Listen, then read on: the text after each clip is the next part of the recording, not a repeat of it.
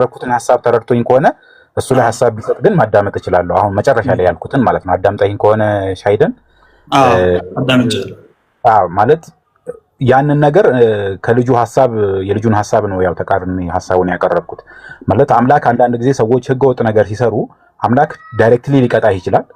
አንዳንዴ ደግሞ በተለያየ መንገድ ሊቀጣህ ይችላል ማለት ያውቃል ያንን ቅጣት ግን እሱ በግልጽ ግን አይነግርህም ማለት እኔ ነኝ እንዲህ ያደረኩት ምናምን ብሎ ግን ወርዱን አይነግረንም። ነገር ግን በተለያየ መንገድ ግን ሰዎች ሊቀጡ ይችላሉ። ለምሳሌ እኛም ሀገር ውስጥ እንኳን አንድ ጊዜ የሆነ ሰው በጣም ሲበድል ምናምን የነበረ ሰው ምናምን በጣም ሰው ሲያሰቃይ የነበረ ሰው ለምሳሌ አንዳንድ ቀን በሆነ መንገድ ይሞታል። በጣም የሆነ ባልጠበቀው መንገድ ማለት ነው። ሰዎች ያንን የሚገሉ ሰዎች እኮ ምናልባት አታውቅም እኮ ፈጣሪ በዛ ሰውየው በኩል እንዲገደል ፈልጎ ሊሆን ይችላል። ነገር ግን እዛም ቦታ ላይ ግን ዳይሬክትሊ እኔ ነኝ ያስገደልኩት ይሄን ሰውዬ ብሎ ቢናገር ግን እንትን አይደለም ለሰውኛ ጭንቅላት ስታስበው ሎጂካል አይደለምና ልክ እዚህም ጋር ዳዊት የኦሪዮን ሚስት ደፈረ። ከዛ በኋላ የደፈረበትም ሂደት ያው ዝርዝር ውስጥ አንገባም። ባጭሩ ግን ከበድ የሚል ነው። ዝም ብሎ አንድ ቀን ተሳስቶ ምናምን ነገር አይደለም። ከዛም በኋላ እንኳን ጭራሽ ምን አደረገ? ባልየውን ሁሉ አስገደለ ማለት ነው። ባልየውንም አስገድሎ ከዛ በኋላ እንዲህ ያ ሁሉ ስቴፕ ከሄደ በኋላ መጨረሻ ላይ የቀጣበት እግዚአብሔር እሱን የቀጣበት መንገድ ቅጣት መንገዶቹን ስታያቸው ሎጂካል አይመስሉም። በጊዜው ሎጂካል ነበሩ ከሆነ አሁን ሎጂካል አይደሉም ከሆነ እሺ እንግባባ፣ ችግር የለውም። በጊዜው ግን ልክ ልጁም እንዳለው ቅድም በጊዜው እግዚአብሔር እንደዚህ በዚህ መልክ ንጉሶችን የሚቀጣቸው በዚህ መልክ ነበረ ብሎ ካለና አክሴፕት ካደረግ ነው አሁንስ ሎጂካል ነው ወይ? ይሄንን ህግ አሁን ብናመጣው ለምሳሌ በዚህ ዘመን አንድ ሰው ሚስት ንጉስ እንደዚህ ቢደፍር በዚህ መልክ ነው ወይ ሚስቶቹ የሚቀጡት ብዬ ብጠይቅ ነው እንደምትለኝ እገምታለሁ። ያ ማለት ደግሞ እዛን ጊዜ የነበረው ህግና አሁን የነበረው ህግ ይለያያል የሚለውን ነገር እንረዳለን። አትሊስት በዚህ እንኳን በሐሳብ ልንስማማ እንችላለን። ነገር ግን ኢንቮልቭመንቱ ውስጥ የእግዚአብሔር ሪአክሽን ገብቷል። ሪአክት ሲያደርግ ለዳዊት ጥፋት ሪአክት ያደረገበት መንገድ ግን ቢያንስ ለሰውኛ መደበቅ ነበረበት ነው። ለሰዎች ስትረዳው ተደብቆ በሱ አሰራር መንገድ ግን ዳዊትን የሚቀጣበት መንገድ ለኛ ባይነግረንም ችግር የለውም። ግን የተቀጣውን ነገር ነግሮን እኔ ነኝ ያደረኩት ባይለን እኮ ችግር አልነበረውም። ገብቷል? ሂድን ቢሆን ማለት ነው። አሁን ግን ቀጥታ ነው የነገረን። ገባ ማለት እኔ ነኝ አንተ በድብቅ የሰራኸውን ነገር በአደባባይ ይሆናል ነው ብሎ የተናገረውና ያ ነገር ትንሽ እግዚአብሔር እዛ ውስጥ ዳይሬክትሊ ኢንቮልቭ አላደረገም ወይ እንደዚህ አይነት ነገር ውስጥ ኢንቮልቭ አላደረገም ወይ የሚለው ነገር ትንሽ ስለከበደኝ ነው ሪአክሽንን ፈልጌ። አይ በጣም ደስ ብሎኛል። ጥያቄው ራሱ ንጹህ ነው። ከንጹህ ልብ የተጠየቀ ጥያቄ ነው። ደግሞ ዳይሬክት ነው። የተጠማዘዘም አይደለም። አማርኛ እንግዲህ ከተሰባበረ ትንሽ ይቅርታ፣ ምክንያቱም ኔቲቭሊ ትግርኛ ስፒከር ነኝ። ምንድነው ቅድም ልጁ ለማለት የፈለገውም ሳይሆን ትክክለኛ ያው ይሄ መጽሐፍ ቅዱስ ትምህርት ስማረው ይህ ክፍል ለምን እግዚአብሔር ዳዊት ላጠፋው ጥፋት ሴቶቹን ቀጣ ማለት ሴቶቹም ለምን አደባባይ ላይ ወጡ? ኃጢአት እነሱ ላይ ሳይሰራ ለምን ኃጢአት የሰራው ዳዊት እያለ በአደባባይ እንዲደፈሩ ተደረገ? ለምን ሆነ የሚለው ነው። መጀመሪያ ጊዜ እግዚአብሔር ዳዊት ኮራፕት ያደረገውን ፓወር ነው ሊያሳጣው የፈለገው ነው። ትክክለኛው መልሱ ልጁ የመለሰው ነው። የዳዊት ፓወር ምንድነው? ዕቁባቶቹ፣ ንግስናው፣ ሹመቱና ዝናው በዛን ጊዜ በነበረው መዋረዱ ነው። ኤግዛክትሊ ግን እግዚአብሔር ሴቶቹን ታርጌት አድርጎ አላስቀመጠም። አሁን እነሱ ቪክቲሞች ናቸው፣ ተጠቂዎች ናቸው። ተጠቂ ሆኗል፣ የኃጢአቱ ሰለባ ሆኗል ማለት ዳዊት ለፈጸመው ኃጢአት ሴቶቹ ተቀጥተዋል። ያ ማለት ዳዊት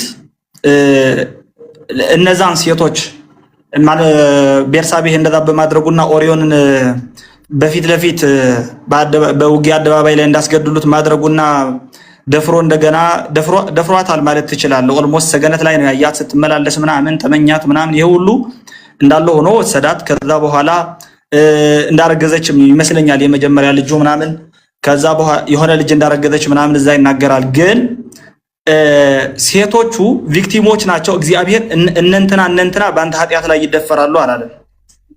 ወይም እነዛ ሴቶች ቁጭ ተብለው ከዚህ በፊት ለዳዊት ኃጢአት ፈንታ የቀረቡ ሴቶች አልነበሩም።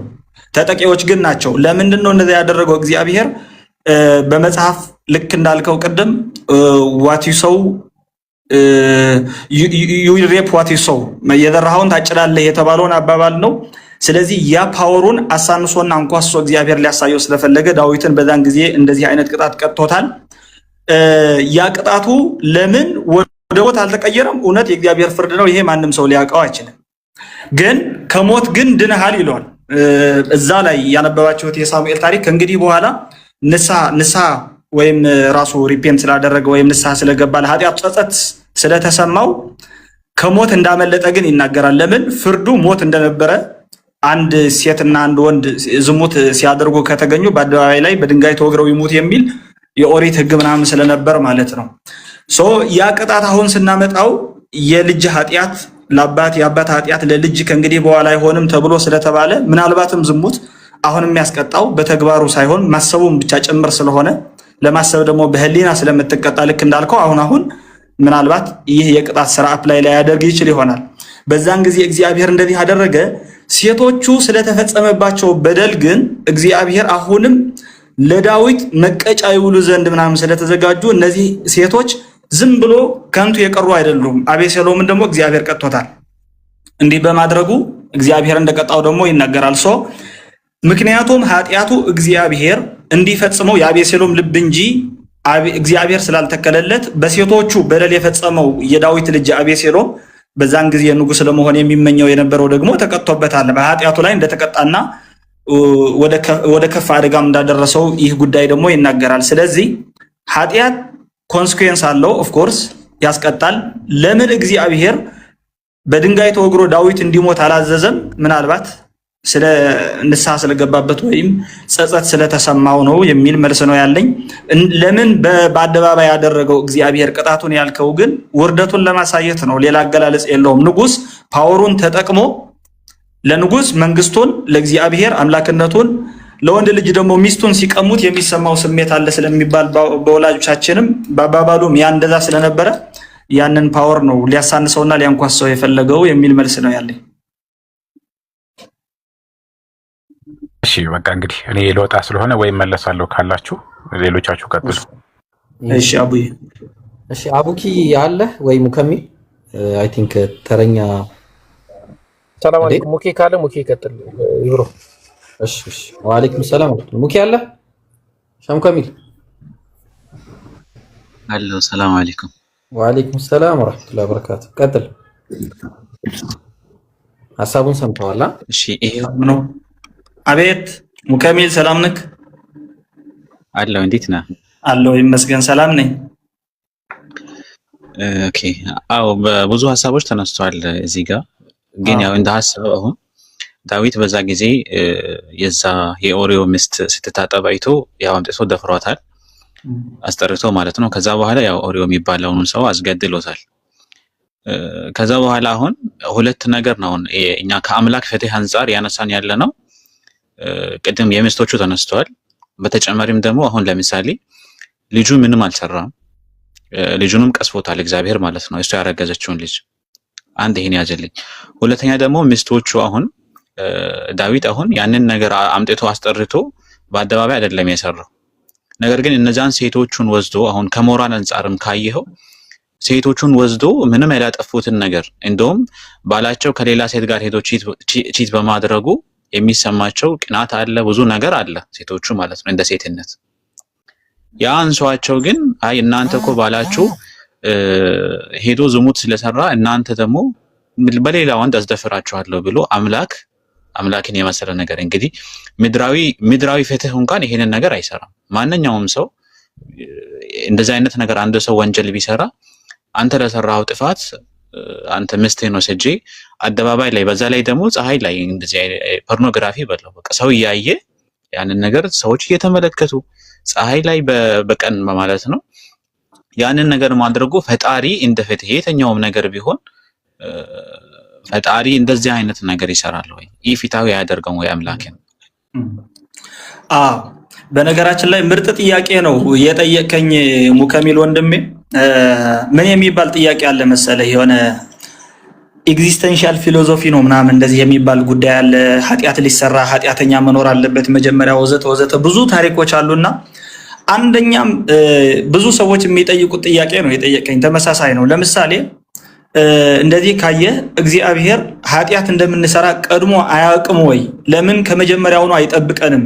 ኋላ ኃጢአት ሰርታችኋል ብሎ ከሚቀጣን ምክንያቱም ፍትሃዊ አይደለም ወይ? ምክንያቱም መጀመሪያ እኛ ሳናቅ ይቀጣናል። ፈጣሪ ደግሞ ምንም ማያውቀው የለም። ምክንያቱም ዲቫይን ፓወር አለው፣ ኦል ኖዊንግ ነው፣ ሁሉም ነገር ያውቃል፣ ቀድሞም ያውቃል፣ እንደምናጠፋም እንደምንወድቅም ያውቃል። ግን ቀድሞ እያወቀ ከዛ በኋላ እኛ ከሰራ ነው በኋላ ቅጣቱስ ለምን ይቀጣናል የሚባልም አባባል አለ። ይህ በእግዚአብሔር ፍርድ ያው ማለት የእግዚአብሔር ፍርድና የኛ ፍርድ አንድ አይደለም ማለት እኛ የምንመለከተውና ኦብዘርቭ የምናደርገው ወይም ደግሞ የሚታየን ይሄ ሊሆን ይችላል በሰውኛ ልክ እንደነገርኩ ነው።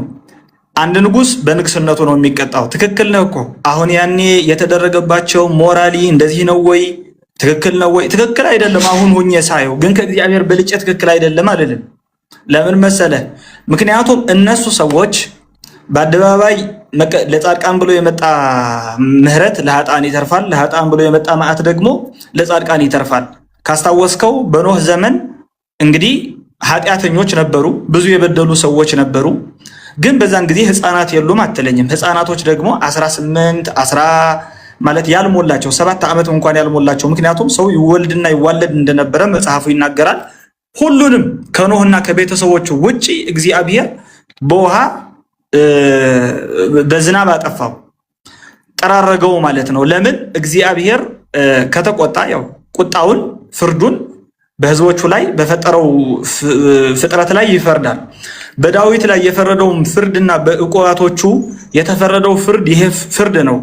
እግዚአብሔር ኢፍትሃዊ ነው የሚባልበት ፍርድ ቢኖር ምናልባት ዳዊትን ሳይቀጣ ባለፓወሩን ሳይቀጣ ሌሎቹን ምናልባት እኛም እንኳን በሰውኛ ልንለው የምንችለው ካልሆነ ግን ሴቶቹ ልክ እንደነገርኩ ነው። እነሱም ላይ ያመፀ እነሱንም የደፈረ በዙፋኑም ላይ ምክንያቱም ዳዊት ስለተጸጸተና ሪፔንት ስላደረገ በራሱም በዳዊትም ጭምር እግዚአብሔር ጸጸቱን ስለተቀበለው ኃጢአት ያደረሰው እንኳን ራሱ ከተጸጸትክ ከተመለስክ ይተውሃል፣ ኃጢአትህ ይቅር ተብሎልሃል ይላል።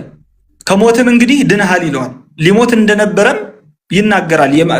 ሊሞት ነበረ፣ በድንጋይ ነው፣ በጦር ነው፣ በጦር ሜዳ ነው አይታወቅም። ግን ምን ይላል? የዘራችሁትን ታጭላላችሁ አባባሉ ይህ ያደረገው ኃጢአቱ ኮንሲኩዌንሱ የኃጢአት ደሞዝ ሞት ነው።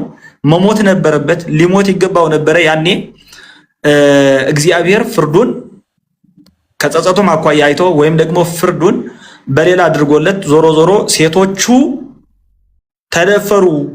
አዎ ሴቶቹ ተጋለጡ። ግን እግዚአብሔር በዚህ ቦታ ላይ የሚያሳየን ነገር ምን መሰለህ?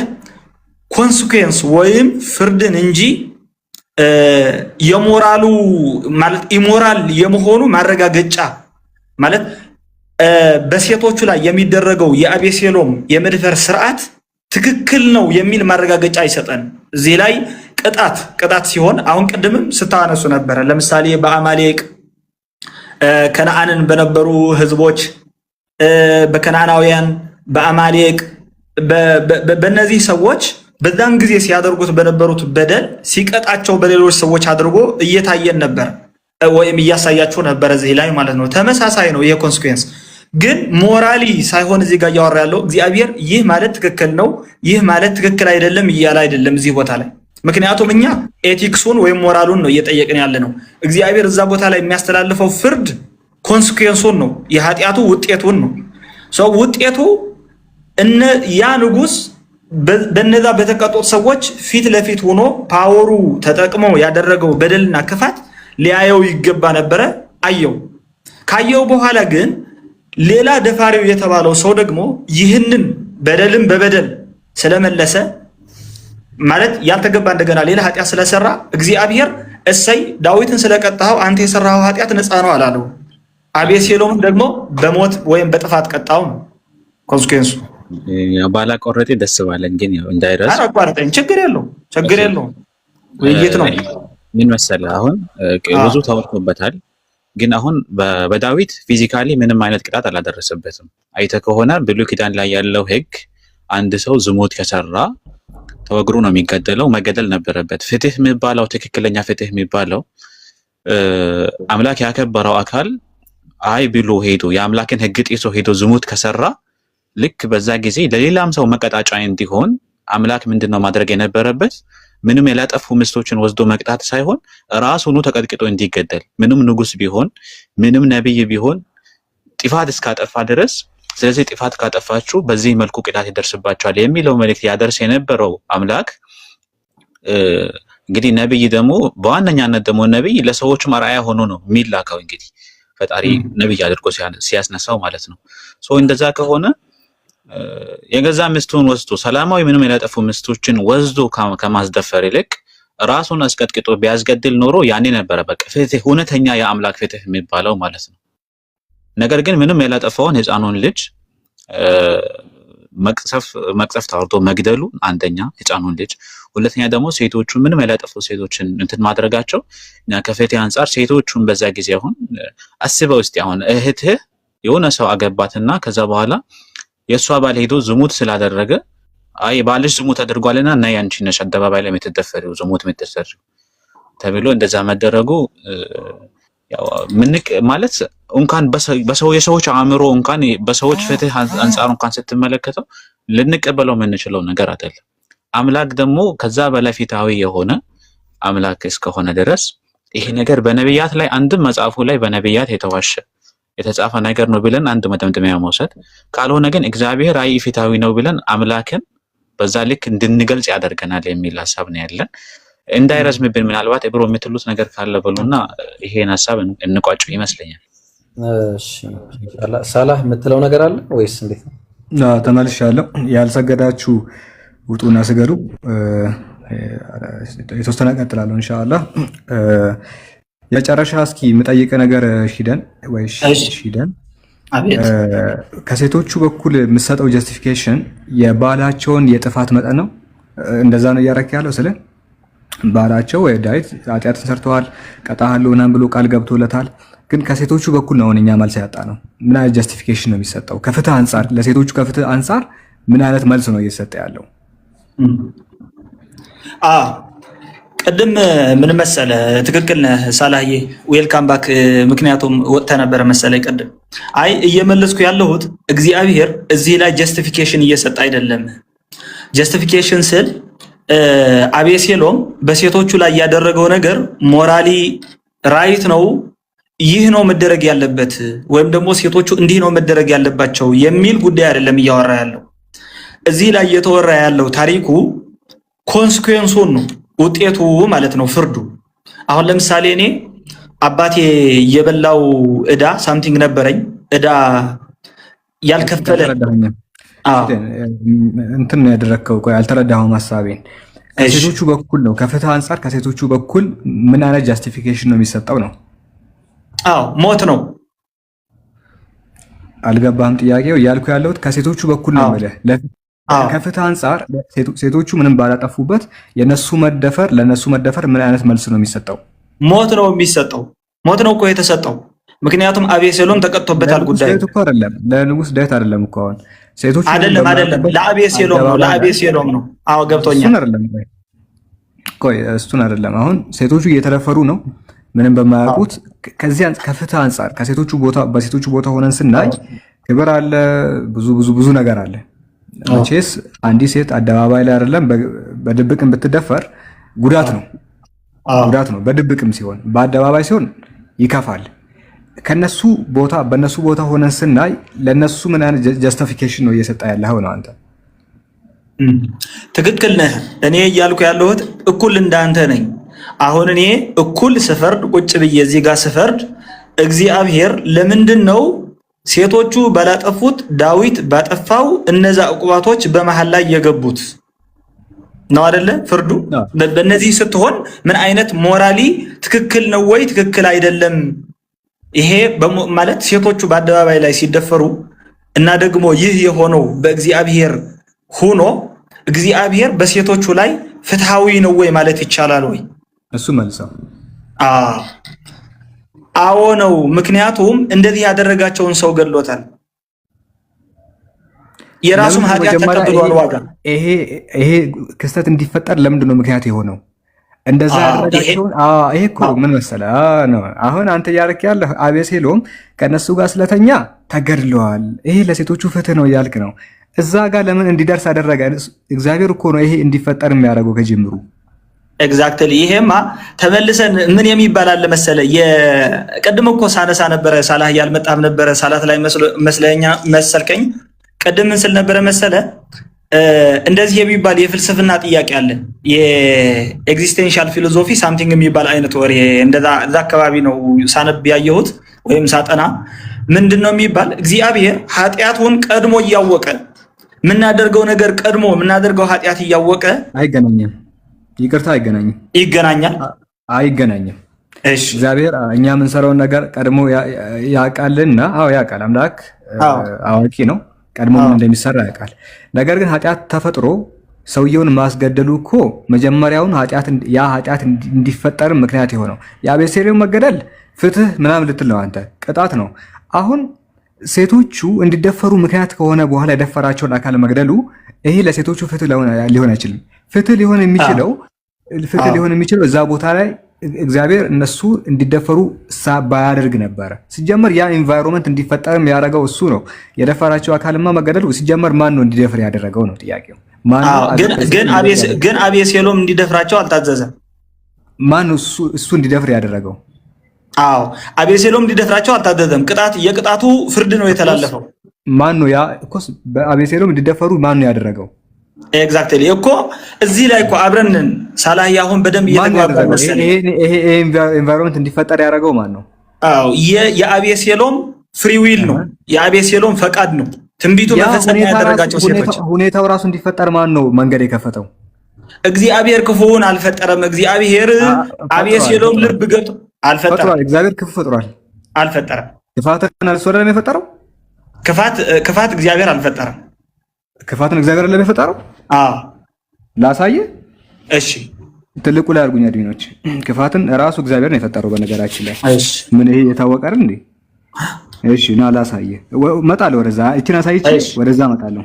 ክፋትን ማን የፈጠረው? እስቲ አንተ ማን ብለህ ነው የምታምነው? እኔ የሰይጣንና የሰዎቹ ፍሪ ዊል ነው የፈጠረው፣ ነፃ ፈቃድ እንጂ እግዚአብሔር አይደለም ክፋት ነው የፈጠረው። እሺ ልክፈትልህ።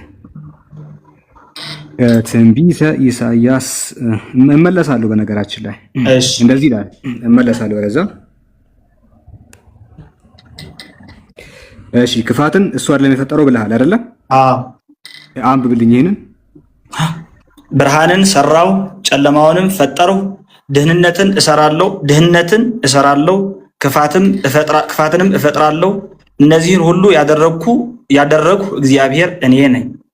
ክፋትን ማን የፈጠረው? ክፋትንም እፈጥራለሁ እኔ እያለ ነው እግዚአብሔር። ማን ክፋትን ማን የፈጠረው ታዲያ? እግዚአብሔር እኔ ነኝ እያለ ነው። እሱ ነው የምልህ። እንመለስና አሁን የዳዊት መልስልኝ።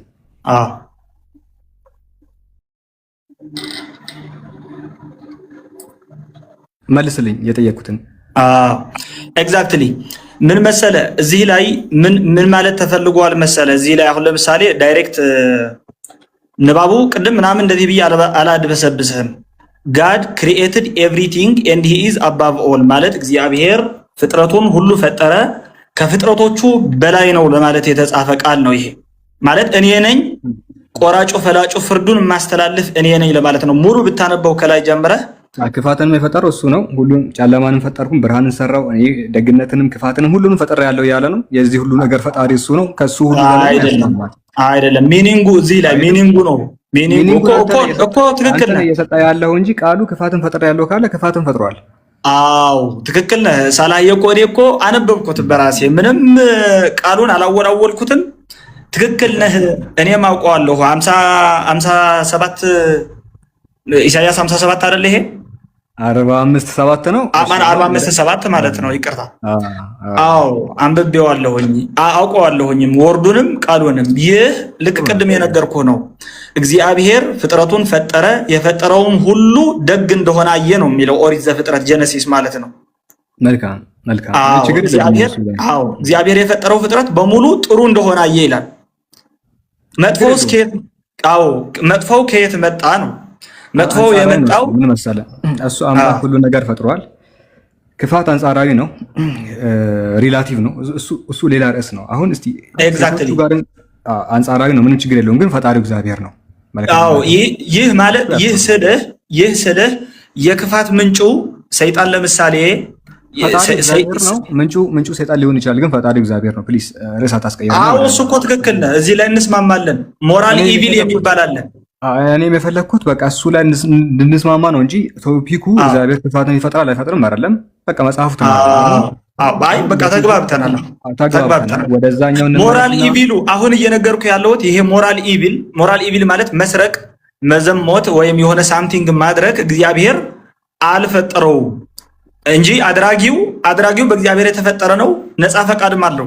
ነፃ ፈቃድ አለው ማለት ኢንቫይሮንመንቱ እንዲፈጠር ያደረገው ወይ ሁኔታው ሲቹዌሽኑ እንዲፈጠር ያደረገው እግዚአብሔር ነው። እሱ ያስማማናል። ከዛ ግለሰብ ይሰራል። አይ ተግባብተናል። በዚህ ችግር የለውም። ያ ከሆነ አሁን ወደ ቅድሙ እንመለስና ከሴቶቹ በኩል ያለው ፍትህ ምንድን ነው ስል አንተ ምንድን ያልከው የደፈራቸውን አካል ማስገደሉ ለሴቶቹ ፍትህ ነው አልክ። ግን የኔ ጥያቄ እንዲደፈሩ ራሱ ያደረገው እግዚአብሔር ነው። ሁኔታው እንዲፈጠር አድርጎ ያ የመደፈር ሲቹዌሽኑ ምናምን እንዲፈጠር አድርጎ ከተደፈሩ በኋላ ደግሞ ደፋሪውን ማስገደሉ ለሴቶቹ ፍትህ አይደለም። ፍትህ የሚሆነው እዛ ቦታ ላይ እንዲገኙ አለማድረግ ነበረ። ለምንድን ነው እንደዛ ያላረገው? አሁን ይሄ የእግዚአብሔር ሐሳብ ነው። በእውነት ይሄ አንተም እኔም አንመልሰው። ይሄ የእግዚአብሔር ሐሳብ ነው። ለምን እኛ ለቅጣቱ ሰለባ እንሆናለን? ለምን በዚህ ጊዜ ተፈጠርን? ለምን እንደዚህ ሀፕን ሲሆን ማይ ሲዘንብ ለምን እኛ ነበርን? ልጆችም እኮ አሉ። አሁን ለምሳሌ ነግሬሃለሁ። አይገናኝም። ይሄ እኔ ለምሳሌ ላስረዳህ እንደሚገናኝ። አሁን እስኪ በትክክል አምላክ ያሻውን ይሰራል፣ እስማማለሁ። ያሻውን ይሰራል ሲባል ግን እንዲህ ያለ ናንሴንስ ነገር ይሰራል ማለት አይደለም። አምላክ በሚሰራው ነገር አይጠየቅም ይላል የእስልምና አንዱ አስተምሮ። በቃሉ ሊማ ዩሪድ ይላል። የሚሰራው ነገር ይሰራል፣ በሚሰራው አይጠየቅም ይላል አስተምሮ። ግን ናንሴንስ የሆኑ ነገራቶችን እንዲሁ ደግሞ ትርጉም የማይሰጡና ኢምፖሲብል የሆኑ ነገሮችን ይሰራል ማለት አይደለም። ይሄ ደግሞ ነንሴንስ ከሆኑትና ጭራሽ ደግሞ ልክ ካሉ ነገራቶች መካከል አንዱ ነው እንጂ አምላክ በሚሰራው ነገር አይጠየቅም። እንዲህ ያለ ነገር ግን አምላክ ከጀምሮ አይሰራም እኮ። ለምሳሌ እንደዚህ አይነት በነገራችን ላይ የሰው ፍርድ ነው ሳላየ እየፈረድክ ያለው። ለምሳሌ በኦሪት ሕግ አንዲት ሴት 7 ቀን ፔሪየድ ላይ ምናምን ከሆነ ሳምቲንግ ተከልላ ጎጆ ላይ ወጥታ ምናምን እንጀራ ያቀብሏታል፣ በእንጨት ምናምን አትነካካ ምናምን ይላል። አንድ ፈላስፋ ልክ አንተ ቅድም እያነሳልኝ ያለው ጥያቄ ዘርዓ ያዕቆብ የሚባል ፈላስፋ አለ። የኢትዮጵያዊ ፈላስፋ ነው። ለዛውም ይህ ትእዛዝ ሴትን ከፈጠረ ከእግዚአብሔር ሊሆን አይችልም ይላል። ግን ሆኗል። ለምሳሌ እግዚአብሔር ካዘዘው አዘዘ ነው። በተመሳሳይ አንድ ጥያቄም ያነሳል። በእስልምና ጉዳይ መጥቶ አንዲት ሐዋ ወይም ሔዋን ለአንድ አዳም የፈጠረለት እግዚአብሔር 3 ሴት ምናምን እንዲያገባ ለነብዩ መሐመድ ሊነግራቸው አይችልም፣ እንደዚህ አይነት ትእዛዝ ሊያመጣ አይችልም ይላል። ግን አምጥተዋል። በህግም ያው የሚታይ ነገር ነው። ይሄ እግዚአብሔር ለምን እንደተፈረደ የፍርዱ ቀዳሚነት ነው። ምን መሰለህ አምላክ ከጅምሩ ለነቢያቱ አንድ ሚስት አልነበረም የሚሰጥ የነበረው። ለነቢያቱ አንድ ሚስት አይደለም የሰጠው። ለአዳም ግን አንድ ሚስት ነው የሰጠው። ምክንያቱም የመጀመሪያ ሰዎች ናቸው። ለምን 7 አይፈጥርም? ምን ጨነቀው? ከሱ በኋላ የመጡ ነቢያት ላይ ስለምንድን ነው ብዙ የሰጠው እኮ? አሁን ይሄ በየጊዜው ላደረገው ነገር ለምን አደረገው ከሆነ ኮንሲኩዌንሱ የእግዚአብሔር በክርስትናው ነው የምልህ እኮ በክርስትናው ነው የምልህ። አምላክ ለምንድን ነው ብዙ ሚስቶችን ለነቢያት የሰጠው? እኮ ይሄን ያላቅም አሁን የተከለከልኩትና አታድርግ የተባልኩትን ማድረግና መከልከል ነው እንጂ ለምን እንደሰጣቸውና ለምን እንደነሳቸው አሁን እኔ ፈራጅ ሆኜ በዛ መሐላቸው ላይ ልገባ አልችልም ነው። እኔም እንደዚሁ ለምን ለኃጢአቱ ሰለባ እግዚአብሔር ለእነዚህ ሴቶች ፖሲብል እና ኢምፖሲብል ነገራቶች አሉ ወይ ደግሞ ትርጉም የሚሰጡ ነገርና ትርጉም የሚሰጡ። አሁን ከአንድ በላይ ማግባት ምንም ኃጢአት አይደለም። አምላክ ነው የፈቀደው። አምላክ የፈቀደው ነገር ኃጢአት አይደለም።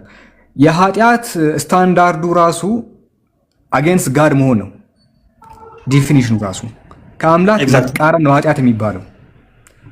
ስታንዳርዱ አምላክ ነው የሚያስቀምጠው ከጅምሩ። ይህን ከተስማማን ከአንድ በላይ ሲጀመር ለአብርሃም 3 ሚስቶችን በሙሴ በኩልም ሙሴ ራሱ 2 ሚስቶች ነበረው።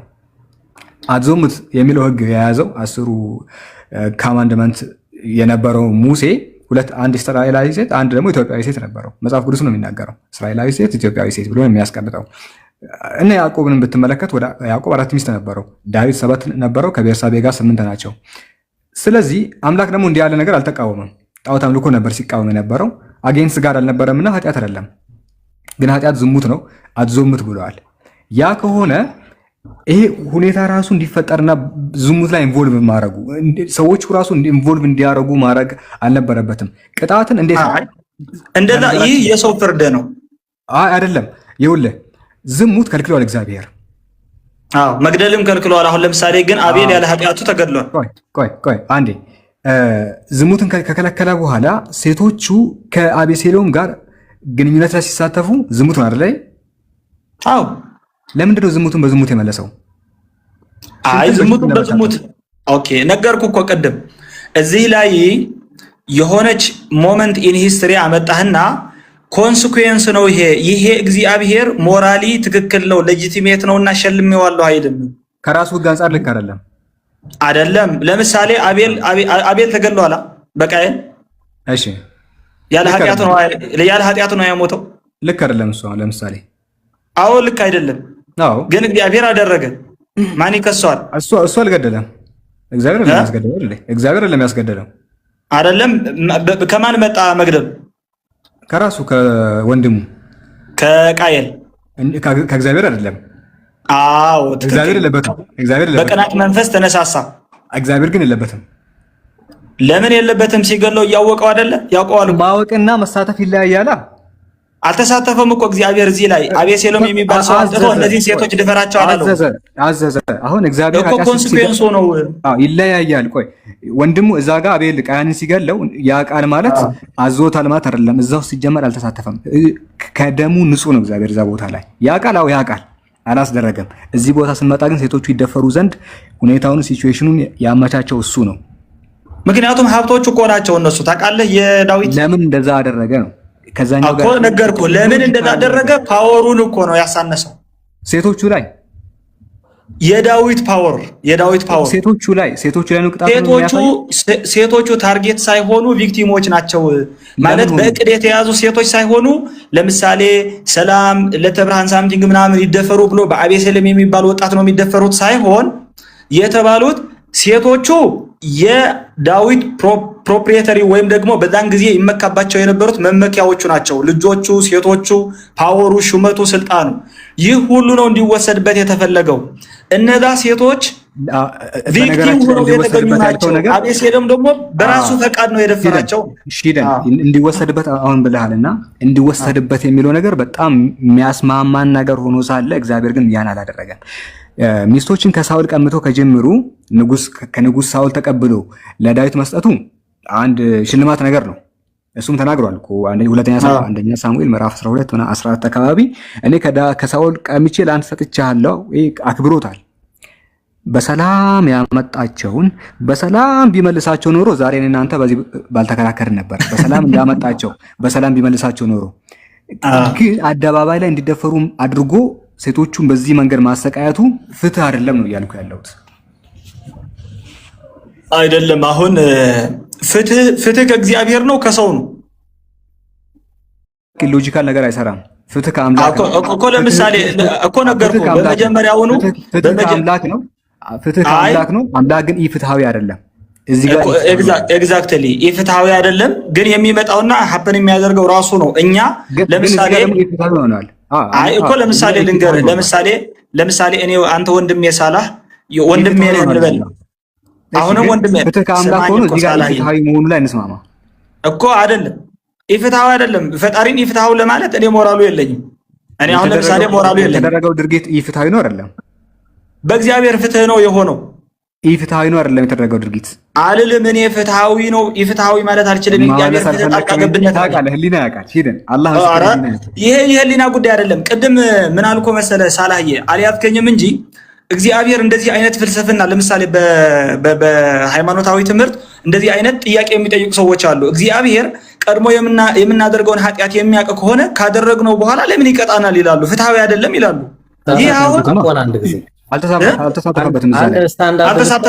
ልብ ለመፍጠር ተሳትፎ የኃጢአት የሚያመነጨው ልብ ፍሪ ዊል የሚባል ነገር አለ እኮ። በፍሪዊሉ በኩል ለምን አያግደንም? እሱን ቆይ እሺ ይብሮ ተናገር። ቆይ እመጣለሁ። ለአንተ ነው የምነግርህ። ጣልቃ ልገባ አይደለም። ስታንዳርዱን እግዚአብሔር ነው ያወጣው። ስታንዳርዱን ያወጣው እግዚአብሔር ምንድነው ያለው?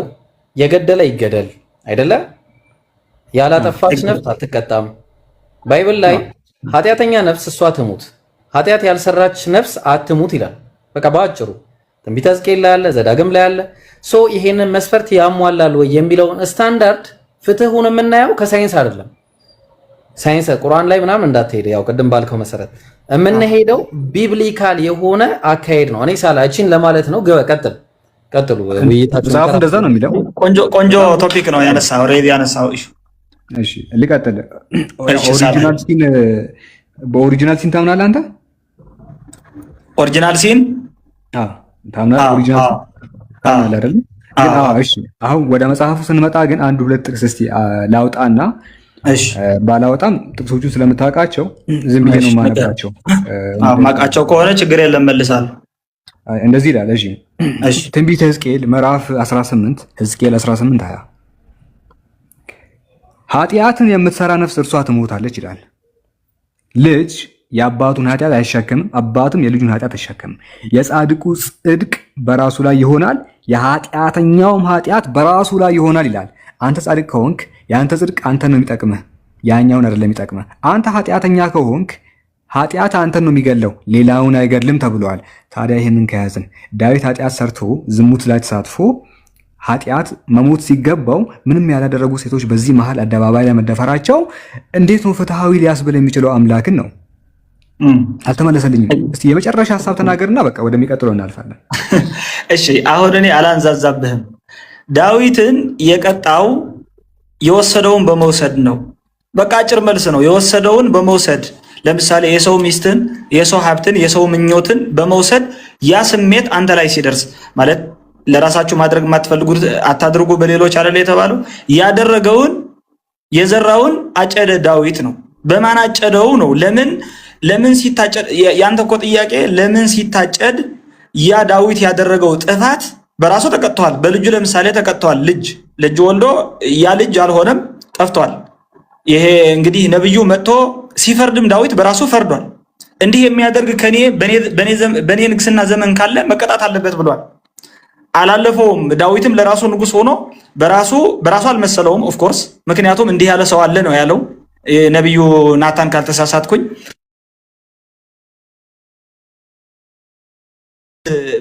በጎች ያሉት ሰው አንድ የሆነ እንግዳ ደግሞ አንድ ድሃ ደግሞ አንድ በግ አስቀመጠ። ከዛ በኋላ እነዛ 99 በጎች ምናምን ትቶ የድሃዋን በግ አርዶ በላ ምናምን ብሎ በምሳሌ ነገረው። ይህማ ከሆነ ብሎ ፈረደ። ያ ፍርድ ደግሞ በአንተ ላይ ፈርድሃል ነው የሚለው። ስለዚህ ያ ፍርድ በዳዊት ላይ የተፈረደው ፍርድ እግዚአብሔር ጀስቲፋይ አድርጎታል እያልከኝ ነው አንተ። እግዚአብሔር አምላክ ሴቶቹ መደፈራቸው ትክክል ነው እንደዚህ አድርጉ ብለዋል እያልከኝ ነው አይደለም። ለዳዊት የሆነው ለሴቶቹ ሌላ ነው፣ አይገናኙም። እኔ ያልኩ ግን ለሴቶቹ በዳዊት በምናምን ሄጄ ሳይሆን ወይም ዳዊት ንጉስ በመሆን እግዚአብሔር ተወው ምናምን እያልኩ ሳይሆን ዳዊት ላደረገው ዳዊት ተቀጣበት፣ አቤሴሎም ላደረገው ደግሞ አቤሴሎም ተቀጣበት። ሴቶቹ በዚህ መሃል ላይ ታርጌቶች አይደሉም። እነንትና ይደፈራሉ፣ አቤሴሎም የሚባል ነው መጥቶ የሚደፍራቸው የሚል ቃል አይደለም። ፕሪ ደስቲኒድ የሆነ ጃጅመንት አይደለም ለማለት ፈልጌ ነው። ይሄ ነው መልሱ ብዬ ነው የማስበው። ኦኬ እንዳይንዛዛ አንድ 30 ሰከንድ ልናገር። ኢብሮ በቃ አይ ቲንክ እሱን ተናግረናል። አባቶች ስለ ልጆች አይገደሉ፣ ልጆችም ስለ አባቶች አይገደሉ። አንዱ ስለ አንዱ መገደል የለበትም። ጥፋተኛ ሰው ራሱ ይገደላል ተብሎ ተጽፎ ሳለ ነገር ግን ዳዊት ባጠፋው ሚስቶቹ ምንም ኦኬ አንተ እያልክ ያለው አቤሴሎም ሚስቶቹን በመድፈሩ ምክንያት ተቀጥተዋል እያልክ ነው። ነገር ግን ያ ሁኔታ እንዲፈጠርና በር ከፋች እድል እንዲመቻች ያደረገው ዳዊትን መቅጣት እየቻለ ሚስቶቹ ባይናኩ ኖሮ ጭራሽ አቤሴሎምን ባልተገደለ ነበረ፣ እዚህ ነገር ላይ ባልተሳተፈ ነበረ። ስለዚህ እኛ ያልናል ከሴቶች በኩል ሆነን ስናይ ሳይኮሎጂካል ጉዳቶች አሉ፣ አደባባይ ላይ መደፈራቸው፣ ፊዚካል ጉዳትም ደግሞ ይኖራል ምንም ባላጠፉበትና ዳዊት እንደፈለገ ቢደረግ ኖሮ አምላክ ቅጥቅጥ አድርጎ ልክ እንደ ኢዮብ በቁስል ቢመተው ኖሮ እድሜ ልኩን ፍትሃዊ ይሆን ነበረ ለቤርሳቤ ለተደፈረችዋ። ነገር ግን ዝሙትን መልሶ በዝሙት መቀጣቱ እኔ ሽንትን በሽንት ማጠብ ይመስለኛል። አንድ ቆሻሻ ነክቶ አንተ ወይ ሽንት ነገር ይነካል ጨርቅን፣ ከዛ ተመልሰ በሽንት ካጠብከው ምንም ነው እያረክ ሰዓትን ዌስት እያረክ ነው። እና እኔ ይሄ አልተመለሰልኝም። እሺ አይ ቅጣቱ አልታየኝም ነው ሳላህ ያሁን እያልከኝ ያለው ምን መሰለ?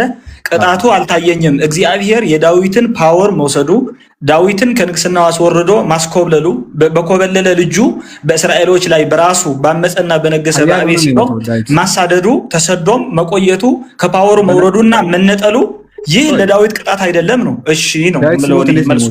ዳዊት ሲሞት በኃይል ነው የሞተው። በነገራችን ላይ ኃያል ሆኖ ነው የሞተው። እድሜ ልኩን አንተ እንዳልኩ ከንግስና ወርዶ ተንከራቶ ቢሞት ኖሮ ሲሞት እንዴት ነው? አይ ተመልሷል እኮ ማለት ተመልሷል። እሱ ነው የምልህ። ለአንድ አፍታ የሆነ ሰዓት ላይ ቢወስድብህ ይሄ መቀማት እድሜ ልኩን ድሃ አድርጎት አንከራቶት ቢገለው ኖሮ ጥሩ ነበር። እንደዛ ተቀጥቷል ይባል ነበረ። ግን ወደ ስልጣን መልሶ ስልጣን ላይ ወጥቶ ምናምን በኃያል እንዴ እንደዛ እኮ ነው የሞተው። ላሳይ ቦታውን ታውቀዋለህ። አሟሟቱን ብታዩት እንደውም በብቱ ሲቀዘቅዝ የፈጠነ እንትኖችን አዞ ነበረ። እንደዚህ ቡድኖች አሉት፣ ጋርዶች አሉት። ከከተማ ውስጥ ቆንጆ ምናምን የምትባለውን ሴት አምጡ ምናምን ተፈልጋ መታ ምናምን እንድታሞቀው ምናምን ተደርጎ ነው የሞተው። እንደዛ በምቹ ሁኔታ ላይ ሆኖ ነው የሞተው እና ስልጣን ወስዶበታል። ትንሽ አያስኬድ። አይ የተመቻቸ ሞት ነው የሞተው የሚለው ቅድም የነገርኩ ወዝ ዳዊት አባብ ዘለው ማለት ዳዊት በእውነት ከህጉ በላይ ነው ወይ የነበረው ካልክ እግዚአብሔር ዳይሬክት ልቀጦታል ነው የኔ መልስ። ከዛ በኋላ ደግሞ እግዚአብሔር ፎርጊቭ አደርግልሃለሁ ካለው ልክ ቅድም እንደነገርኩ ነው። የሞት ፍርድም እንኳን እንደሆነ እኮ ተናግረዋል። ሳኦል ማነው እዛ ሳሙኤል እንትን ትንቢተ ሳሙኤል ላይ እዛው ከእንግዲህ በኋላ አትሞትም ብሎታል። ያ ማለት ኮንሲኩዌንሱ ተነስቶልሃል፣ ፎርጊቭነስ ተደርጎለታል፣ ይቅር ተብሏል። አንተም ለምሳሌ በዛ ሞመንት ሆነ ለምን ይቅር ተባለለት? እንደዚህ እኮ ማድረግ የለበትም ኃጢአቱ እንደዚህ አጥቦ እየሰራው የሚለው ጃጅመንት ለኔ ትክክል አይደለም ብዬ ነው ማለት። ለዘላለም እኮ ነው የሚለው እዛ ጋር አይተዋል። ግን ለዘላለም ሰይፍ ከቤት አይጠፋም እኮ ነው ያለው። ዘላለም ግን አይደለም። አሁን እዚህ ጋር ኮንትራዲክት ያደርጋል። አንደኛ ለዘላለም ብሎ ነው የተናገረው፣ ለዘላለም አይደለም አይደለም። እዛ ነው እኮ መጽሐፉ ለዘላለም ብሎ ነው ያለው፣ ግን ለዘላለም አይደለም። አንደኛ ሁለተኛ ቶሽ አሁን ይሄንን በቃ በጣም አሁን እኔ አሁን ሰይፉ ምናልባትም እንትን ሌላ ፕሮፌሲ ሊሆን ስለሚችል እንተው ለጊዜው። ወደ ነጥባችን እስቲ አሁን በቃ ከቅድም ጀምሮ እዚህ ላይ ነበርና እስቲ ግን ደስ ብሎኛል። አሁን እኔ እነ ሳላህ ምናምን ክርክራቸው ውይይቱ ነው የምለው፣ ይሄ ክርክር አይደለም። ውይይታቸው ተመችቶኛል። በነገር ላይ እኛ ለሌሎችም ትምህርት እንዲሆን እንንገራችሁ። እንደዚህ በጸባይ ለሚያዋራን ሰው እንደዚህ በጸባይ ነው የምናወራው። ቆይ በጣም ጸባይ ወላሂ ነው የምላችሁ። እንደኛ ቤት ያው እንዲህ ትልቁ ላይ አድርገናችሁ ነው የምናወራችሁ። ጸባይ ያለው ሰው ካለ ማለት ነው። ባለጌ ካለ ደግሞ ያው ታውቃላችሁ እንዴት እሺ ሺዳንዬ እስቲ ለምን ወደ ነጥብ አለ እስቲ ጽድት ወዳለ ነጥብ እንሂድ እስቲ መጀመሪያ። እሺ ክርስትና የቆመበት አንድ ትልቁ ነጥብ ቢኖር የኢየሱስ ክርስቶስ አምላክነት ነው፣ ስላሴ ነው፣ እንደገና ደግሞ ራሱ መጽሐፍ ቅዱስ ነው። ስለዚህ ከሶስቱ አንዱን ምረጥና በአንደኛው ላይ እናውራ እስቲ። የትኛውን እስቲ ትመርጣለህ እስቲ? እኔ በፈለከው ወሬ አወራለሁ። እኔ በቃ ሁሉን ያማከለ እንዲሆን እዚህ ጋር እኔ ብቻ እንዳላወራ ይስሐቅ አለ፣ ሳላህ አለ፣ አነስ አለ፣ እነስሚዝ አሉ። ስለዚህ ሁላችንም እንድናወራ የሆነ ምልህ ሰፋ ያለ ነገር እንዲሆን እንትን ላይ እናወራ። በቃ ለምን መጽሐፍ ቅዱስ ላይ እናወራ? መጽሐፍ ቅዱስ የአምላክ ቃል ነው፣ ሰፊ እንዲሆን ማለት ነው። ሰፊ ስለሆነ ይሄ ነገር የአምላክ ቃል ነው አይደለም የሚለው ብዙ ሁላችንም ስለሚያዳርስ የአምላክ ቃል ነው። ትክክል ነህ። የሚጠየቅ ጥያቄ ነው። ትክክል ነህ። ምርጥ ጥያቄ ነው የጠየቀኝ። እንደው መጽሐፍ ቅዱስ ማለት አጠቃላይ ይዞታው የአምላክ ቃል ነው እንላለን። ስክሪፕቸር ኦፍ ጋድ እንላለን፣ ማለት የእግዚአብሔር ቃል ነው እንላለን።